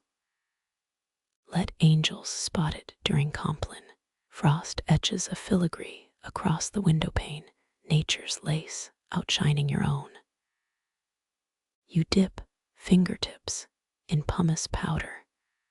The scratch helps maintain tension during long hours. A band manual from Ghent suggested mixing sand with ink to prevent slippage. Your smuggled copy hides under floorboards, its margins blooming with doodled fleur-de-lis. Midnight brings vespers, chanting seeps through stone walls like groundwater. Your bobbins click counterpoint to Magnificat verses. The novice stumbles over humilidatum ancilly, sui her accent, thick with farm country roots. You fight an urge to correct her, lace-making Latin stays silent. Dawn finds you pleating the cuff's edge, fingers crimping linen into sacred geometry. Through leaded glass, the first communicants file past in woolen serge. Their hands clutch rosaries made from peach pits, wartime austerity masquerading as piety. One girl's gaze lingers on your window. You snap the lace taut to hide its worldliness. The abbess note specified no dyed threads, but your bleached flax holds secrets. Sunlight reveals faint stripes where madderroot stain resisted 2 lye scrubbings. Let the church call it a miracle. Pins glint like monastic nails as you secure the final knot. Somewhere in Bruges, a merchant's daughter's trousseau awaits frivolous lace. This panel will instead cradle sacramental wine, stains blending with olden psalters foxing. The convent bell tolls none, its bronze tongue vibrating through your thimble. You wrap the lace in undyed muslin, its roughness reminding bare knees of penance. Tomorrow's carriage arrives at Terce, wheel ruts already mapping the route to eternity. Your last stitch mirrors the novice's whispered vow, half-doubt drowned in incense smoke. The bobbin's rhythm falters, your hands freeze mid-cross. A susurrus shivers the air, not wind, but wings. You crane toward the diamond-paned window as starlings swarm the belfry, a living storm devouring the clock tower.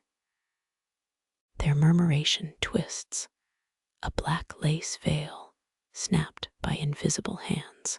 Historians still argue whether medieval towns paid bell ringers to scare off birds. Judging by this aerial riot, they needed a raise. Your thimble clatters, you press palms to chilled glass. The flock pivots, 1,000 feathered scales, finding perfect balance. 17th century tapestries in Ghent's museums depict starlings as soul carriers for unbaptized infants. You mutter half to yourself, half to the gyre outside. Not today, birdies. My hands are full. One daring starling alights on the sill. Its oil-slick feathers glint beetle green.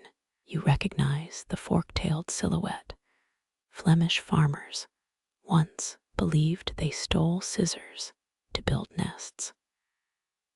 This one cocks its head, as if judging your embroidery shears. The town bell tolls, a bronze heartbeat scattering the flock. They ascend like reversed snowfall, a blizzard fleeing upward. Your needle resumes its dance, stitches mirroring the bird's retreating helix. The pattern demands 14 nested spirals. You've managed 9.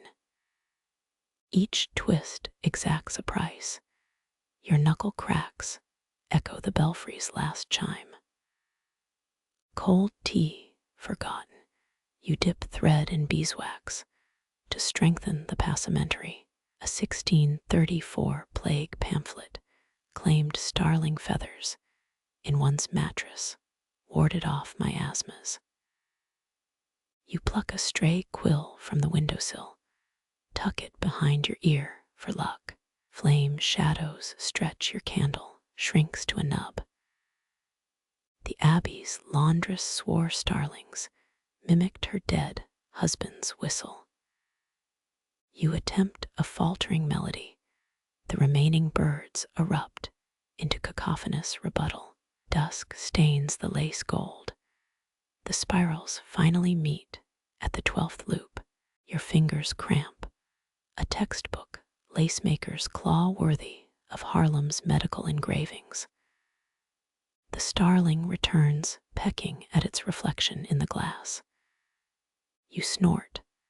Vanity's not a sin for birds. Threads glisten with your breath's frost, each exhalation a transient brocade. Through the darkening pane, the first star pricks the horizon. The flock's gone, leaving only the bell's after vibration in your bones. Your needle pierces linen, a lone stitch, chasing the vanished murmuration into night. The girl's sob slices through your concentration, a blade through silk. Downstairs, a clatter of wooden bobbins across floorboards. You lean back. The ghost of your 12-year-old self cringes in memory. Experts think Flemish lace apprenticeships began at 9, but your first snapped thread came later. You descend, spiral stairs groaning underfoot. The apprentice kneels amid flaxen wreckage, a half-done butterfly pattern mangled beyond repair. Mistress, her trembling hand offers the broken thread. Flax fibers splayed like a spider's crippled leg. Your thumb finds the scar, still visible after 20 years, where your own needle gouged flesh mid-panic. Guild records show 73% of novices failed their first commission. You conceal a smirk. 73% also lied about it. Breathe. You kneel, linen grit scratches your knees. In Ghent, they say, every botched stitch holds a secret prayer. The girl blinks, snot glistening on her cuff. You demonstrate the error, crossing bobbins counterclockwise instead of parallel. Her breath hitches, but the pattern scroll said, "Ah." You tap the vellum, point to a faded notation. See this swirl? Means mirror the twist in Old Flemish code. Historians still argue whether these marks were instructions or inside jokes between masters. She sniffles.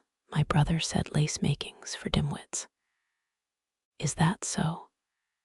You snap your shears. The blades click, makes her jump. Tell him Brussels once paid lace taxes in beer barrels. Who's dim now? A shaky giggle escapes her. You press a fresh bobbin into her palm, warm from your pocket. My mentor made me knot with mittens after I ruined her wedding veil. Mittens, wool ones itchy as original sin. Try threading a needle blindfolded sometime. The girl's shoulders relax. She mimics your finger movements. Dawn stains the workshop's leaded glass, pink light gilding her disastrous butterfly. You hum a counting song, the same one grandmother used when your stitches veered wild. 3 towns over they whisper, that tangled lace summons house imps. You pluck a stray thread from the girl's braid, see. No demons yet.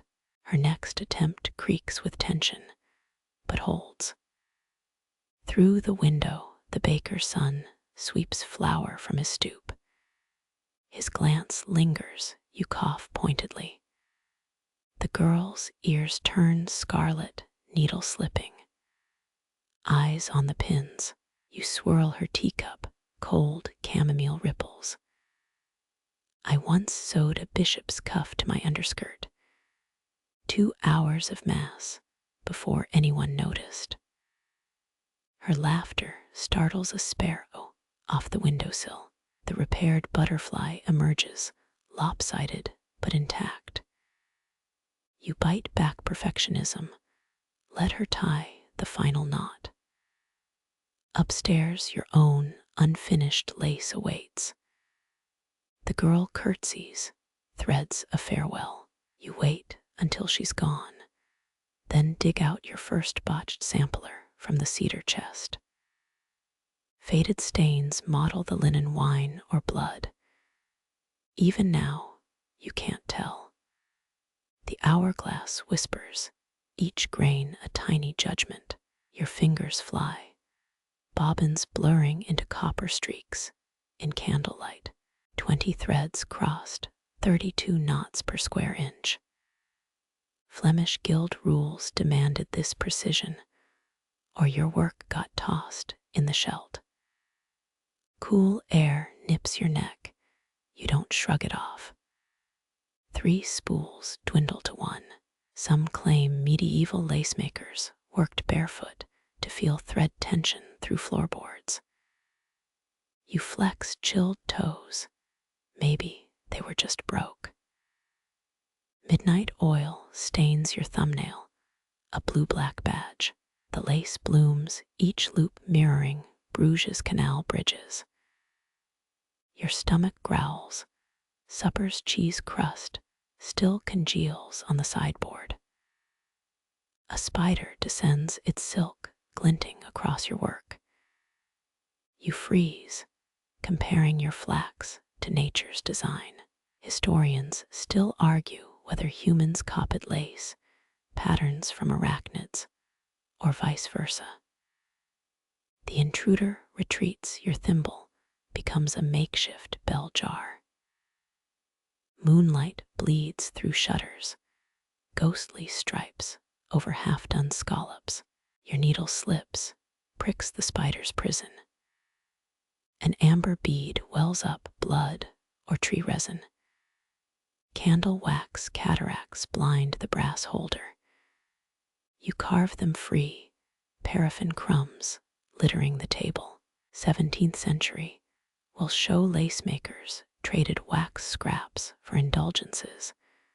God's forgiveness sold by the ounce. Your nape prickles the sense of being watched. You spin, empty room. Just reflections in the blackened window. Bruges' night watch sings 3 streets over their tune mangled by wind. Thread snaps, a whip crack in the hush. You spit on the frayed end, grandmother's trick for reviving fibers. The damp flax cooperates for now. Across town, a drunk smashes a bottle. Your candle drowns. Acrid smoke pricks your eyes.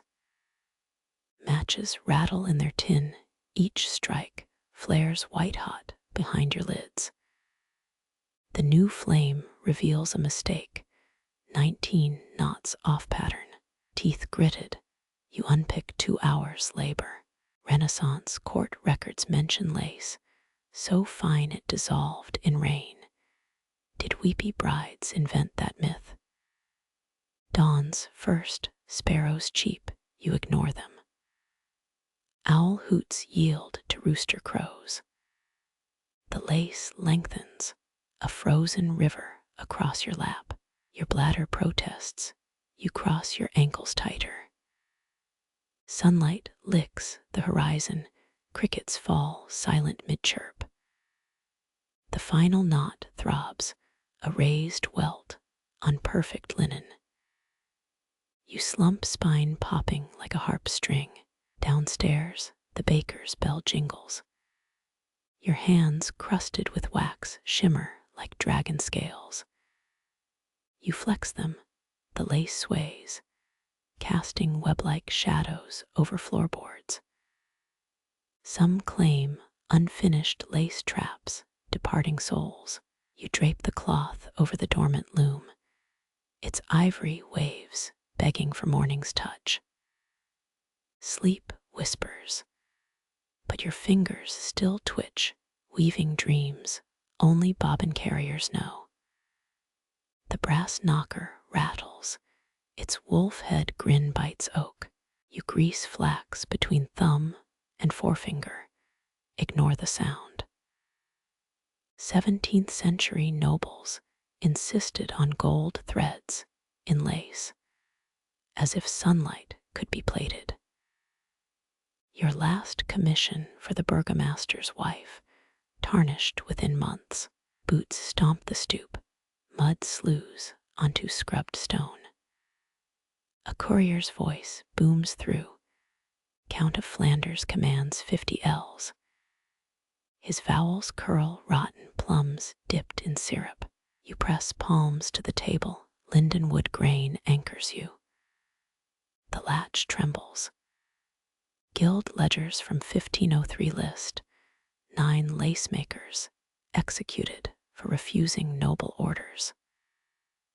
You hum a clogmaker's ditty, tune wavering. 14th century illuminations show devils knitting with gold wire, punishment for vanity. His gauntlet hammers again, iron on iron. Thread trembles, you force breath down to your souls. Every Flemish child knows the tale. How Bruges' wealth floated in on wool ships, not one mentions the blisters. A parchment slides under the door, edges gilded death-shiny. You skewer it with a bodkin lift toward candlelight.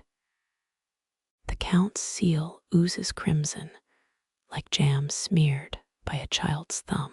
Medieval recipes mixed lac dye with crushed cochineal for that exact shade. You scan demands gold wire from Venetian mines, 3-ply twists, arabesques of his crest. The hearth crackles, flame licks a pine knot. They say Isabella of Austria wore gloves lined with lace, so stiff, could have stopped a dagger. Sweat slicks your needle. The courier wheezes. His lordship pays thrice the guild rate. Coins clink through oak, a purse fat as a sow's belly. Your stomach betrays you growls. Floorboards creak above the butler's chambers. Does he press an ear to his door? You imagine his watery eyes tracking each refusal. Historians still argue whether Renaissance servants spied for love of gossip or fear of the lash. Firelight glints on the abandoned thimble, grandmother's dented silver. She once spat at a Spanish merchant's feet. Flax breathes, gold suffocates. You pluck a hair, hold it over candle flame. The strand crisps, curls, dissolves. 200 years prior, a Ghent weaver hid protest poems in linen wefts. Nobles burned the cloth, missed the words entirely. You unbolt the door, cold slaps your cheeks. The courier's ermine collar gleams, moonlit maggot white. His smile shows teeth filed to points, latest Antwerp fashion. The Count awaits your homage, he purrs. Wind snatches the gilded scroll, sends it skating over cobbles. Your laugh surprises you, a cracked bell's clang. Tell his lordship lace isn't chainmail. Flax whispers through your chapped fingers, 18 threads per bobbin. The purse lands at his boots. Gild tokens spill like baby teeth. His snarl mirrors the wolf door knocker. You bar the door, lean against trembling wood. Some say Cardinal Richelieu slept in lace-trimmed night shifts, itchier than peasant sackcloth. Candle flame steadies, shadows retreat to corners. Your needle finds its rhythm, over-under twist. Downstairs, the courier's curses fade toward Market Square. They'll come back with guards or shame. You knot a clover leaf, thread hums. Frost etches the window, fern patterns only lace makers understand. Your breath fogs the glass, temporary lace. Tomorrow's problem. For now, the quiet vengeance of plain flax. The hearth sighs, embroiders your shadow on the wall. The wolf-head knocker howls again, its iron fangs gnawing frost-stiffened wood. You palm the candle, dimming its glow with practiced ease, until shadows swallow the room whole. 17th century lace makers perfected this trick, hiding taxable works from prowling guild inspectors. Boots crunch snow sharp as teeth on sugar crust. A voice rasps through keyhole gusts. Taxation for the bishop's new altarpiece. The lantern's wick hisses, drowned in melted tallow. Flanders bishops once demanded lace curtains for confessionals to hide priests napping during penitent sins. Your needle hovers, mid-stitch, over a row of nuns' knots. The floorboard near the door creaks, same one that betrayed you at 12. You pivot left, soles kissing cold planks toward the mullioned window. Ice crystals grip the latch, burn your bare palms. Outside, 2 cloaked figures stamp pigeon-toed in fresh powder. Their fur-lined hoods hide faces, but you recognize the gait. Taxmen always lean left, from hauling coin, sacks up Guildhall steps. One produces a horn lantern, swings it toward your window. You duck, knees popping as light claws the ceiling beams. The other unrolls a scroll, reads through woolen mittens. 30 guilders, or 3 ells of lace, by Epiphany. Your laughter fogs the glass, bitter as juniper smoke. They think you'll cough up lace, meant for the orphan's shrouds. 16th century Antwerp records list 7 tax collectors strangled with their own silk sashes. Not one footnote mentions regret. A thump parchment slapped against oak, refuse, and we take the bronze candle snuffer. Your thumb brushes grandmother's thimble dents from her own battles. Historians still argue whether medieval guilds starved artisans more than nobles did quills scratching, while kilns went cold. Wind shrieks, a high G sharp through the chimney flue. The taxman's lantern gutters, casting goblin profiles on snowdrifts. You count heartbeats, 19, before their curses retreat toward the canal. The abandoned scroll lies limp, half frozen to your doorstep. You spear it with rusted embroidery scissors, tug inside. Gilded letters demand payment in ecclesiastical lace of papal dimensions. Your spit sizzles on the wax seal smells of rancid mutton fat. Firelight reveals the watermark, a prancing unicorn. Bishops stopped using that emblem after 1584, when a heretic printer papered Bruges with unicorn pooping in a mitre pamphlets. You feed a corner to the flames, watch parchment curl like fleeing centipedes. Upstairs, a child's muffled cough shakes the rafters. The orphan apprentices huddle under threadbare quilts, their third winter without pay. You unwind fresh flax, dip it in walnut ink.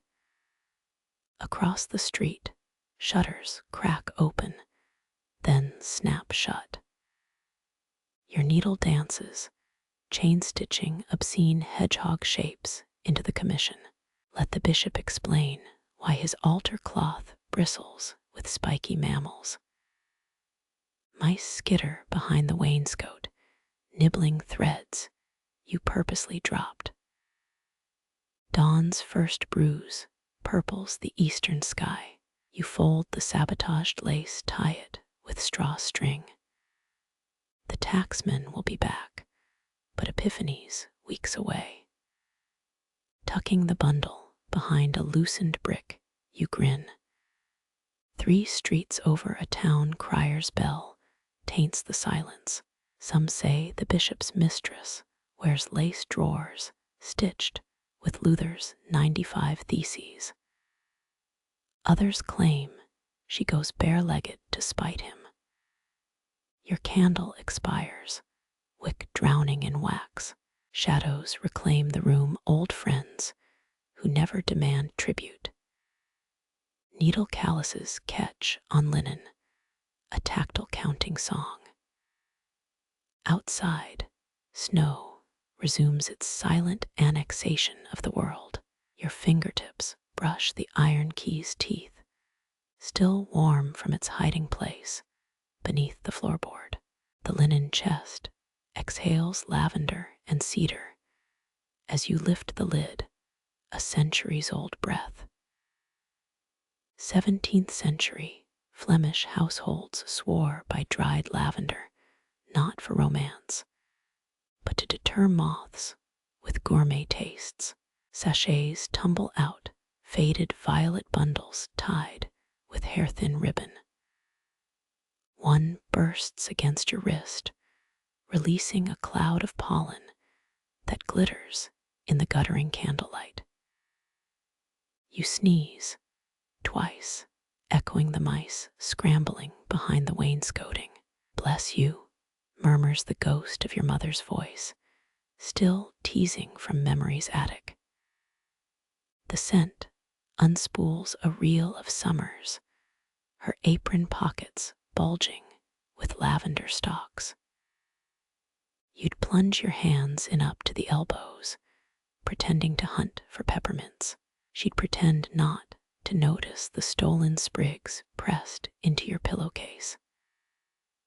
A moth flutters up, drawn to the candle, despite its ancestral grudge. Your palm slaps the chest's edge, missing by a hairbreadth. Try the bishop's drawers, you mutter, smoothing the commission, letter you'll never send.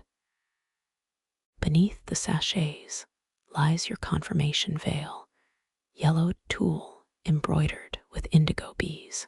Lavender stems crumble under its folds, 99 buds for each vowed purity. Historians still argue whether medieval nuns perfumed their wimples to repel suitors, or lice. Your thumb finds the veil's hidden mend, a jagged tear from when Jan Acker sneaked you strawberries during Vespers. His sister married a Utrecht grave robber who supposedly stuffed corpses with lavender. Fresh thefts smelled sweeter than old sins. Pins prickle your scalp as you lift the veil, its lace fluttering like a bride's surrendered ghost. You drape it over the shattered hallway mirror, its silvered glass long pawned for flax money. The lavender haze thickens, twining with wood smoke into something like grandmother's hearth wine.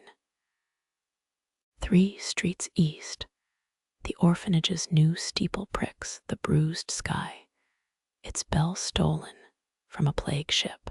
You trace the veil's patterns, not crosses or lambs, but peacocks strutting with grapes.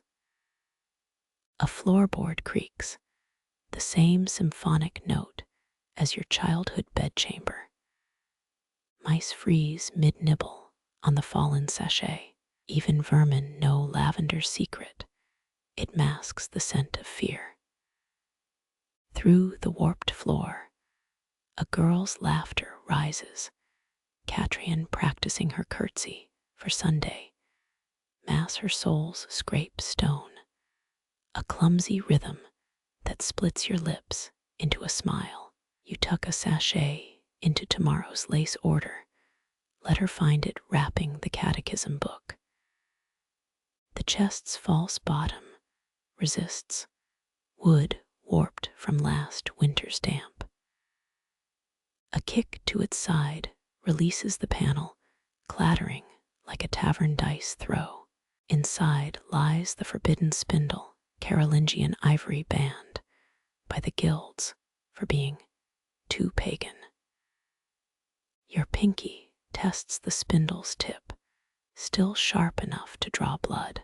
Legend claims Emperor Charlemagne's daughter spun shrouds for executed lovers. Each thread died with their last breath. You'd mocked the tale at 12, until finding mother's midnight spinning wheel crusted with owl feathers. Moonlight leaks through the casement, transforming lavender dust into falling stars. Somewhere beyond the canal, a mandolin plucks out a courting song. Your eyelids droop, the chest's edge imprinting a half-moon on your forearm. You dream of moth wings, vast as cathedral sails, brushing against the bishop's flapping jowls. Lavender rains from the sky, burying tax scrolls under drifts of purple. Mother's voice hums from the hearthstones, a lullaby about a thimble wetting a needle. Dawn licks the horizon sour as unripe medlars. Catrian's broom swishes the orphanage steps, scattering lavender buds into the gutter. The sachet in her pocket leaves a trail of pollen golden breadcrumbs leading nowhere. And everywhere, a high C sharp pierces the floorboards, the cobbler's daughter tuning her lute. Her voice rises through the cracks, a chanty about mermaids combing sailors' bones through their kelp green hair. You prick your finger, a garnet bead wells up. 17th century Antwerp wives wore rubies to mourn drowned husbands. The stones called widow's wine. The ballad crescendos, her vibrato quivers like a ship's mast in a squall. Your needle stutters, the lace's anchor thread snaps. Across town, the harbor bells groan low C against her piercing F. Historians still argue whether these sea hymns navigated lost souls to shore, or just gave rats in the hold something classy to hum. A salt-crusted ledger peeks from your work basket, commission notes for a Riga-bound captain's burial shroud. His widow specified knots as tight as a bosun's fist. You oblige, crisscrossing threads like rigging on the Zizwillow wreck, displayed in Bruges Cathedral. Old hands, The sailmender swore drowned men's teeth held sea magic, ground them into ink for love letters. Her chorus repeats, "De sie nimmt, de sie gieft." You pluck a hair from your bristle brush. Fishermen's widows would pay girls to sing dirges at low tide. Voices carry farther over wet sand. The lute's G-string twangs, a sound like teeth scraping barnacles. Through the warped window, you spy Catrian braiding lavender stems into the orphanage, gate her fingers flying like she's knitting fog. The cobbler's daughter hits a wrong note sharp as a harpoon's barb. Catrian winks. She's been stealing voice lessons with bread crust payments. Your thimble clinks against the brass, bobbin a makeshift percussion section. The shroud's edge unfurls 12 inches of lace, meant to frame a man's blue-lipped smile. You wonder if they'll bury him with the love letter found in his boot, the one inked in someone's misguided dental alchemy. Midnight licks the parlor walls. The ballad shifts, a minor key tale of selkies trading pelts for wedding bands. Your scissors snip a stray thread. It curls like wood smoke above the candle. 47 nautical miles east, the North Sea churns over the Zizwillow's bones, its cargo of Venetian beads still glinting in the abyss. Catrian's shadow dances on the ceiling, a marionette jig synced to the lute's plinking. You toss a lace scrap downward. It flutters into her open palm. She ties it around a lavender bundle, instant mourning corsage for tomorrow's dead captain's widow. The cobbler's daughter's voice cracks, puberty's merciless anchor dragging through her vocal cords. A door slams, father berating her falsetto. Silence slithers back into the room, thick as caulking tar. Your needle resumes its metronome tick, each stitch a sonar ping into the dark. Somewhere below, a teacup shatters. The cobbler's hands too calloused for delicate things. You hum the ballad's last verse, soft as foam on a stranded shell. The shroud grows, one knot for each verse she couldn't finish. When dawn peels back the night, you'll knot the final loop and let the sea claim what it will. Frost feathers the window pane, each crystal branch a rebellion against the night's retreat. Your breath ghosts against the glass, a temporary veil over nature's lacework.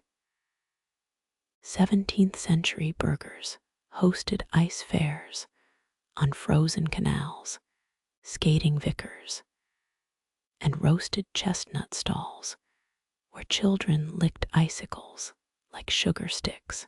You press a thumb to the chilled surface, watch your print dissolve like sinner's wax under a priest's thumb. The thimble warms against your palm, a tiny forge in this bone-cold parlor. Ice creeps across leaded panes, fractal blooms that shame even Brussels' finest bobbin work. Some say Antwerp wives peed on frozen windows to melt portholes, though historians still argue whether this was practicality or the original Dutch door prank. Your fingernail etches a path through the frost, carving rivers for imaginary ships. A sunbeam pierces the topmost diamond pane, sudden gold melting your makeshift waterways. The lace panel beneath your hands shivers, its edge now crusted with frozen breath. You huff steam onto a knotted rosebud Watch ice crystals regrow before your eyes. Downstairs, the clang of a coal shovel, old Martin breaking ice in the wash basin. His coughs rattle like pebbles in a tin cup. You cradle the lace closer, linen stiff enough to slice cheese. The morning's first regret arrives, leaving your woolen mittens by last night's embers. A splinter of light catches your thimble. It scorches a comet's trail across the frost. City bylaws once fined households for excessive window ice, deemed hazardous to moral clarity. You snort, your reflection warps in the melting lattice. 3 icicles snap from the gutter, shattering musically on the stoop below.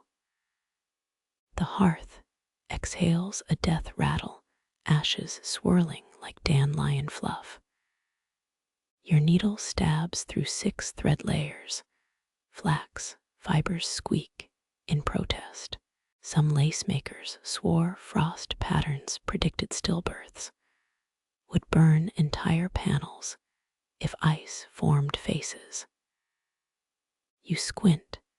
Is that a smirking cherub in the top left pane, or just thaw drips? Martin's boots crunch snow outside. He dumps slop water that flash freezes into a phantom pond. Your knee-jerk joke dies unspoken. Who'd laugh at Flemish slip and slide in 1624? The sun climbs. Its rays pick out iron filings in the glass. Each melted streak unveils Bruges skyline, steeple hooks, snagging gods' trouser hems. You flex bloodless fingers. The left pinky's whitened tip whispers of early frostbite. A drop of nose blood stains the lace's edge crimson blooming across bridal white knots. Medieval surgeons used lace makers' frostbite as gout treatment. Cold cures cold, or some butcher's logic. The town crier's bell tolls. Sound carries sharper through frozen air. Ice-webbed windows transform his announcements into a gnome's underwater murmurs. Your thimble taps Morse code. Only the hearth's ghost understands. The lace grows heavier, every stitch now dipped in liquid winter. By noon, the frost retreats, leaving behind watery apologies on the sill. You press a lace fragment to the damp glass. Transient patterns marry permanent thread. Somewhere, a cathedral conservator weeps for neglected tapestries, unaware this frozen moment outshines their moth-eaten saints. Your reflection blinks back, pupils wide as pricked needle eyes. The last ice clump slides down the pane, a final tear from the window's frostbitten lashes. The lace quivers under your touch, that lone curl rebels against completion. Your needle hesitates, an inch from closing the pattern's hungry mouth. 18th century guild rules demanded 7 signature knots in every panel, yet none specified how to end them. You blow on your knuckles, watch the exhale ripple the thread like a ghost sigh. Muslin waits draped over the chairback like a shy suitor. Some lace makers swore unfinished edges warded off the evil eye, left portals for benevolent spirits to pass through. Your grandmother's voice mutters in memory, better a living flaw than a dead masterpiece. The curl trembles as if agreeing. Candle grease stains the linen's edge, waxy continents on a snowy map. Historians still argue whether Antwerp's lace tents displayed incomplete work, to prove human hands made them. Your thumbnail worries the loose thread, a pigtail begging to be braided. Outside, drizzle glazes the cobblestones, each wet stone a blind eye staring upward. You reach for the muslin, its weave coarser than a fishwife's cheek. A 1621 treatise claimed lace, stored moonlight in its gaps, charged extra for moon-kissed bridal veils. The fabric descends, swallowing the rebellious curl hole. Your palm lingers, patting the covered lump like a buried secret. 3 floorboards groan underfoot, the parlor's ancient bones shifting. Behind the wainscoting, mice debate your choice in squeaked couplets. Thread ends poke through the muslin gray whiskers on a plump chin.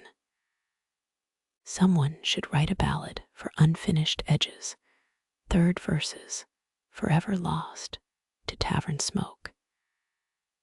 Your scissors lie cold blades, folded like a swan's sleeping neck. Guild apprentices once pocketed masters thread snippets to brew love potions. Or so the widows whispered. The covered lace exhales contentment radiating through the cloth. Tomorrow's problem nestles safe, a hedgehog curled in winter leaves. Wind tugs at the shutters, begging to see what's been concealed. You press the muslin's edge, feeling the pulse of unfinished intentions beneath. They say Catherine of Aragon embroidered with her own hair, while under house arrest, folly or genius depends who buys your ale. The hearth coughs up its final ember, a dying knight's shield badge. Floorboards creak again, or perhaps it's the house itself shrugging. You retreat, leaving the draped lace to its cocooned dreams. Somewhere beyond these walls, a market vendor hawks authentic completed lace, every knot a lie cut with shears. Your candle drowns in wax, the flame's last flicker licks the muslin's hem. Sleep waits, its threads already weaving tomorrow's doubts and corrections. You step back, your shadow embraces the covered lace in solidarity. The final loop glares back at you, an open mouth hungry for perfection. But for tonight, it wears a muslin gag. The hearth's last coal winks out, cold nips your neck like a creditor's reminder. Your joints creak upright, a marionette tugged by frost's invisible strings. 3 centuries back, Flemish homes burned peat bricks, sculpted like miniature cathedrals, their smoke perfuming prayer as much as woolens. Your boot soles meet ice-kissed floorboards, each step crackles like celadon china breaking. The log basket gapes empty, its ribbed wicker mouth full of shadows and spider silk. You fumble for the iron poker, its handle etched with someone else's initials. Guild records show apprentices pilfered firewood to bribe inspectors, their petty rebellions preserved in sheepskin ledgers. Frost paints the window, crystal ferns fanning over wind-eye glass. Your breath mists the pane, a temporary landscape obscuring Bruges sleeping roofs. 7 steps to the woodpile, you count them like rosary beads. Historians still debate whether lacemakers' chilblains inspired the jagged icicle stitch patterns of the 1640s. The back door groans, its protest muffled by snowdrifts leaning on the jamb. Moonlight crowns the stacked wood, ash logs wearing frost like ermine collars. A mouse darts between birch chunks, its tail flicking your hem in mockery. You grab an armload, splinters nestle in your palm, sawdust smells of summer sweat and sap and stolen orchard apples. The hearth accepts your offering grudgingly. New flames lick resin with a smoker's cough. Your shadow looms ceiling high, a lace-maker giantess teasing threads from rafters. They say Margaret of York hid treasonous letters in firewood bundles, romantic fiction, peddled too often at Antwerp fairs. Heat pricks your face, a ghostly finger tracing yesterday's chapped winter roadmap. Embers pop, a coded message in Vivaldi's rhythm. You massage life back into stiff fingers, each knuckle a walnut cracked from its shell. Frost-etched initials on the poker gleam MD for a dead maid or disgraced duke. The lace whispers under muslin, reminding you of its hungry mouth waiting to be fed. Snowlight bleeds through shutters, dawn's early negotiator offering truce. Your stomach growls. Beto the baker won't light his ovens for another hour. 17th century ice cellars stored summer plums beneath lace ateliers, sweetness preserved under floors where curses were sown. A pine knot explodes, stars trapped in wood fleeing upward in sparks.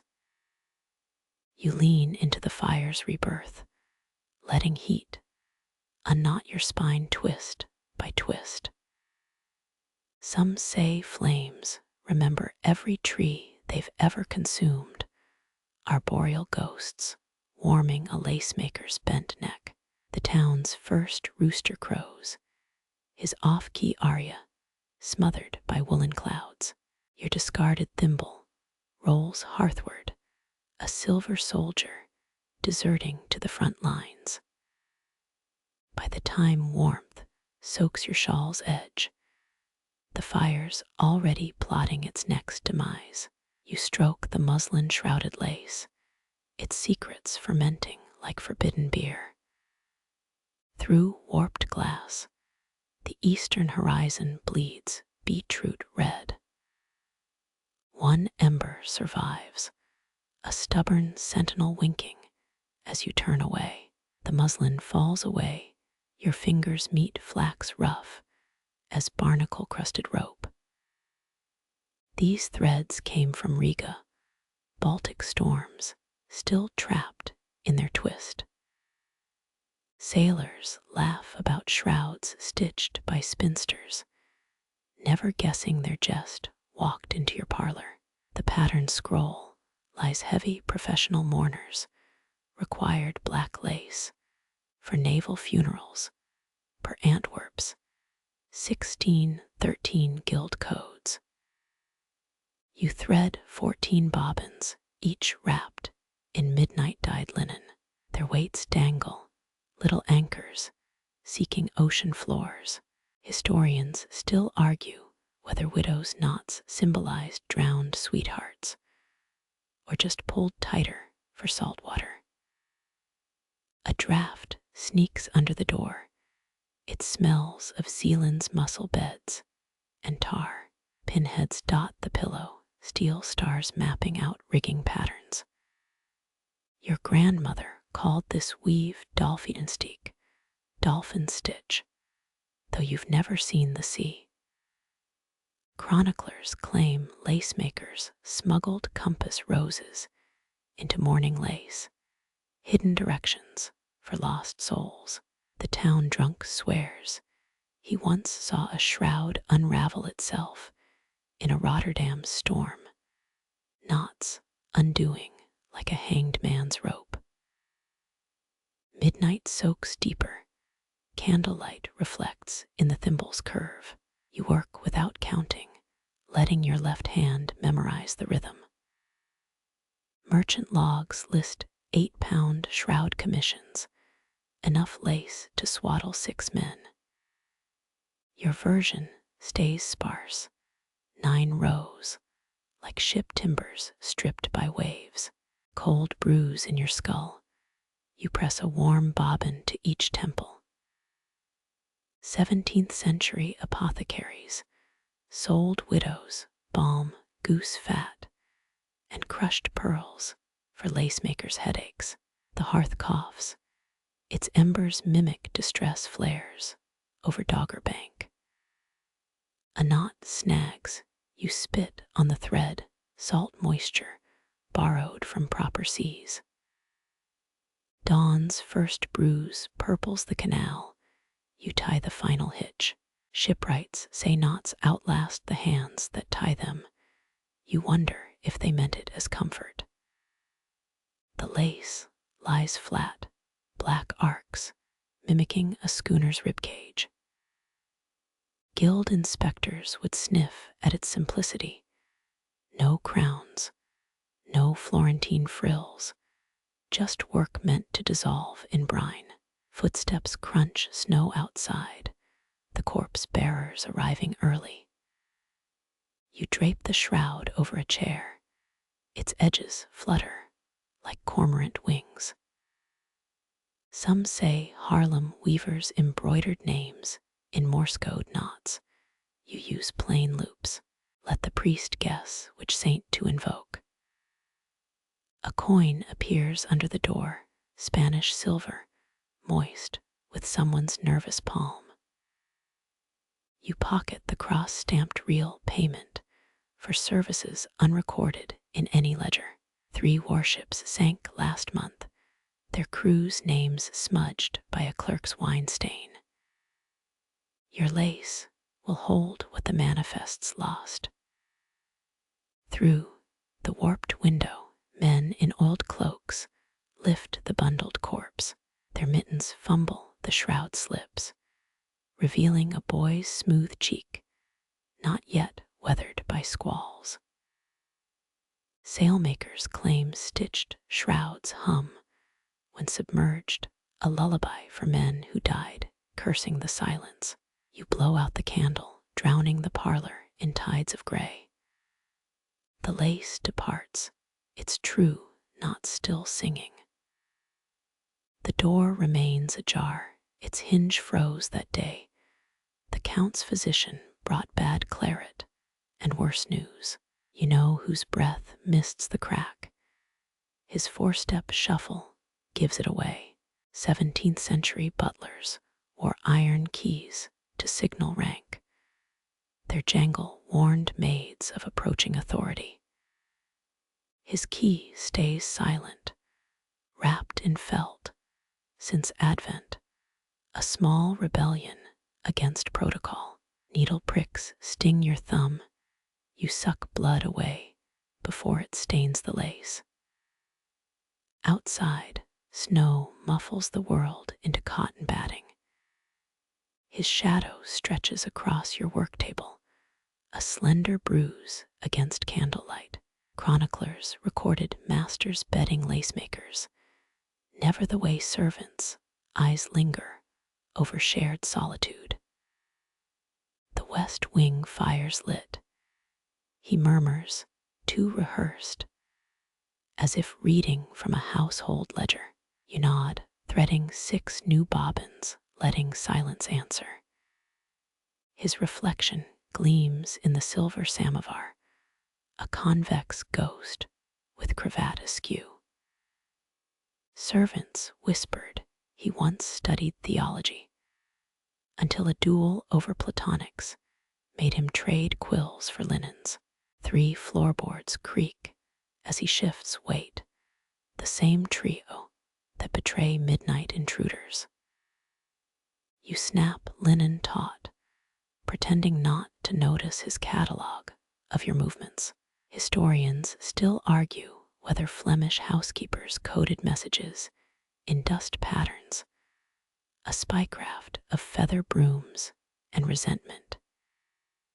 He inches closer, bergamot cologne wars, with the reek of beeswax. Shall I fetch more candles? A redundant offer. The brass holder overflows with fresh tapers. You decline. You prefer the ache of squinting, the way shapes blur into kinder forms. His sleeve brushes the muslin shroud cloth. Navy wool snags on a loose thread. For 5 years and 17 days, he's delivered wood, polished doorknobs, unsolicited commentary on Harlem's lace tariffs. The cat twines through his legs. They share the same lanky diffidence. You smirk, recalling how he'd jump when Mistress Van de Velde brandished her pomander. Cook made hutspot. His words curdle between them, a peace offering gone rancid. 8 winters here, you've watched him shrink into waistcoats tailored for a bolder man.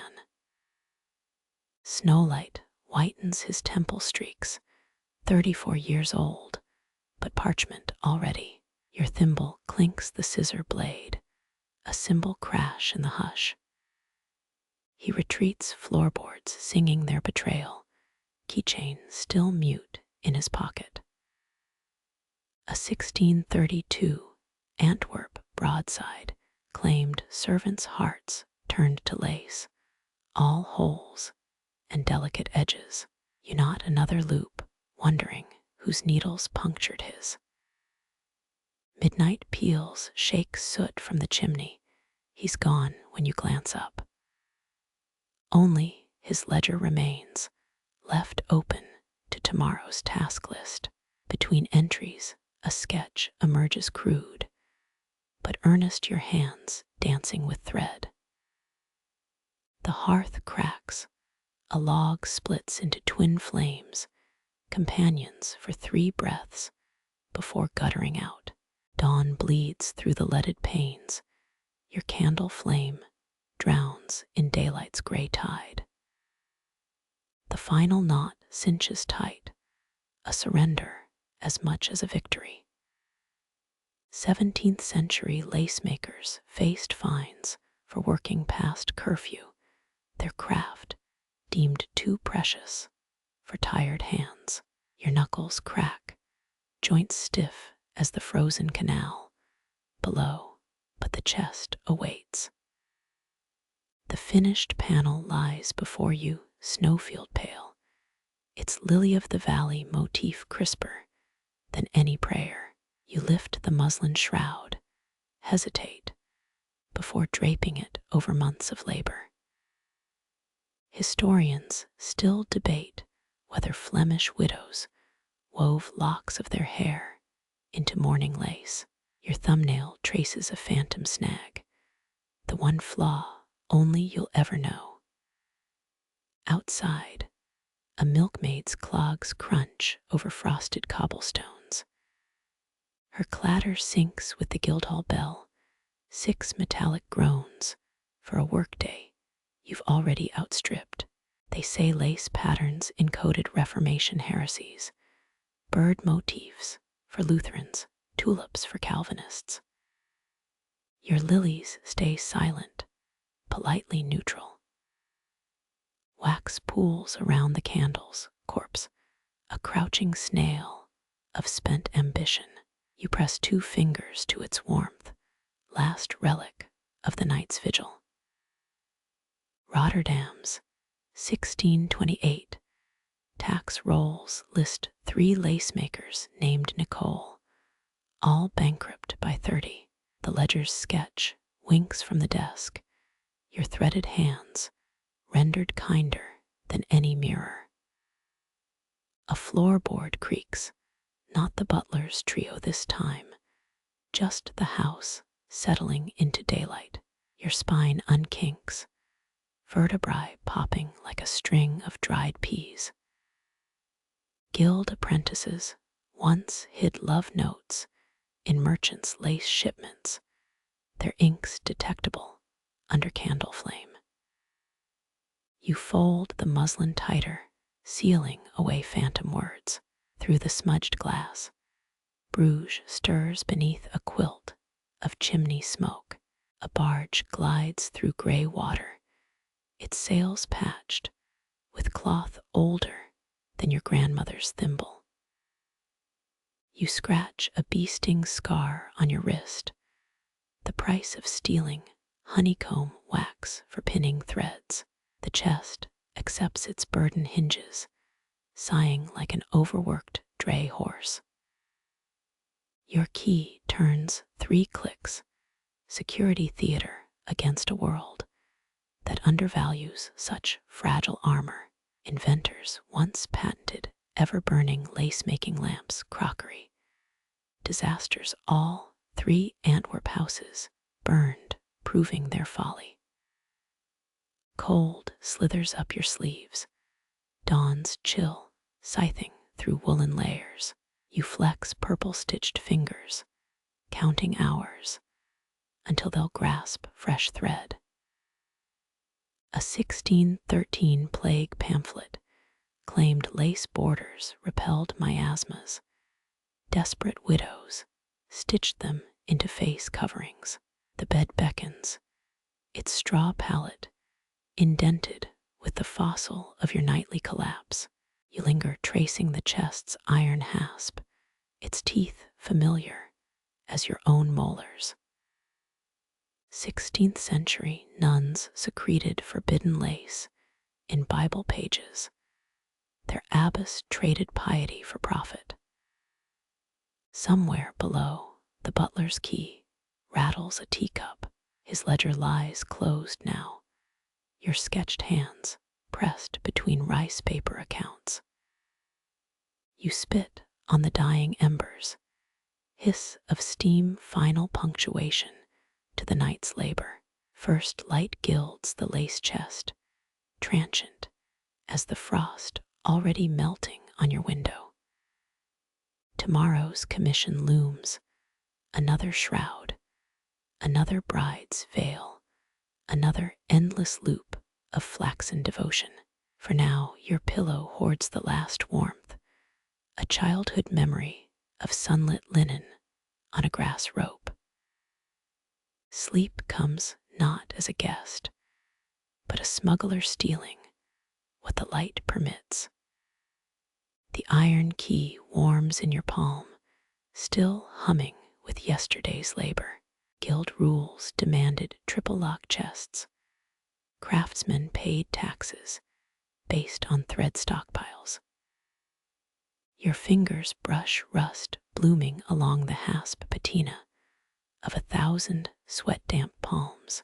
They say Antwerp smugglers hollowed out lace chests, hid contraband, tobacco behind false bobbin drawers. You've never checked yours. Some doors stay better unopened. Moonlight glints where you've worn the key's teeth-smooth decades of this nightly ritual. Historians still argue whether master lacemakers chilled their keys, thought brittleness warded off thread thieves. The theory crumbles, your key's warmth feels like any honest tool's grip. Upstairs, the widow Visser coughs, her phlegmy rattle as reliable as the carillon. You wonder if she hears your chest click shut, if she counts your completions. Tomorrow's linen waits in the cedar trunk, dull as unwashed wool beside today's masterpiece. 17th century apprentices slept on raw flax, believed dreams improved their knotting technique. Your straw pallet cradles only exhaustion and the faint spice of last week's mulled cider. The key finds its nail, 3 twists clockwise, its silhouette amongst tonsure in shadow. A mouse scrambles behind the wainscoting, your only guildmaster now. Delft's lace archive keeps a talking pillow embroidered with complaints against long-dead husbands. Your own grievances sink into feathers, no textile witness to tomorrow's regrets. Dawn's first blush pales the window. You've milled seconds into lace, yet again. They'll praise the snowdrop motif, never knowing its curves echo your mother's clavicle. Sleep comes dragging its weight of bobbins, each breath a shuttle through life's brittle loom. The iron rests in your hand, not cold metal anymore, but skin warm, like it drank the heat from your palm through all those turns of the lock. Those guild accountants with their ledgers, you can almost see their ink-stained fingers pointing, demanding proof of every spool. But the rust on this latch tells quieter stories. Salted skin, midnight oil, burned past curfew. Moonlight pools around the keyhole worn silver, where it's touched the world 1,000 midnights. Some say old craftsmen froze their keys, thought brittleness kept secrets safer. Nonsense. The truth hums under your thumb steady as Widow Visser's coughing through her shutters. Maybe she hears the chest, sigh closed, counts your finished rows like prayer beads. Maybe not. Tomorrow's work lies folded, rough, and plain as laundry. You used to laugh at those tailies, apprentices sleeping on scratchy flax, chasing visions of perfect knots. Now your bones know better. The pallet creaks. Its straw holds the ghost of cinnamon, last week's spices clinging to your pillow. The key settles on its nail, 3 careful twists, its shadow a perfect circle against plaster. A mouse scrapes in the wall, your little nighttime overseer. Funny Delft's famous pillow, full of whispered troubles, stitched grievances, meant to outlive breath. Yours stay unspoken, buried where moonlight can't find them. Dawn's gray fingers creep now, turning lace into smoke. They'll admire the snowdrop pattern tomorrow, murmur praise for the scalloped edges. No one will trace the curve that mirrors your mother's shoulder. How you copied it from memory after the fever took her. Your eyes grow heavy, the room blurring into wool and dust. The key sways slightly, still warm from your grip. Let tomorrow's threads wait. The loom is empty. The shuttle still, each breath unraveling the night, until nothing remains but the hum of your own pulse, slow, steady, until even that fades into silence.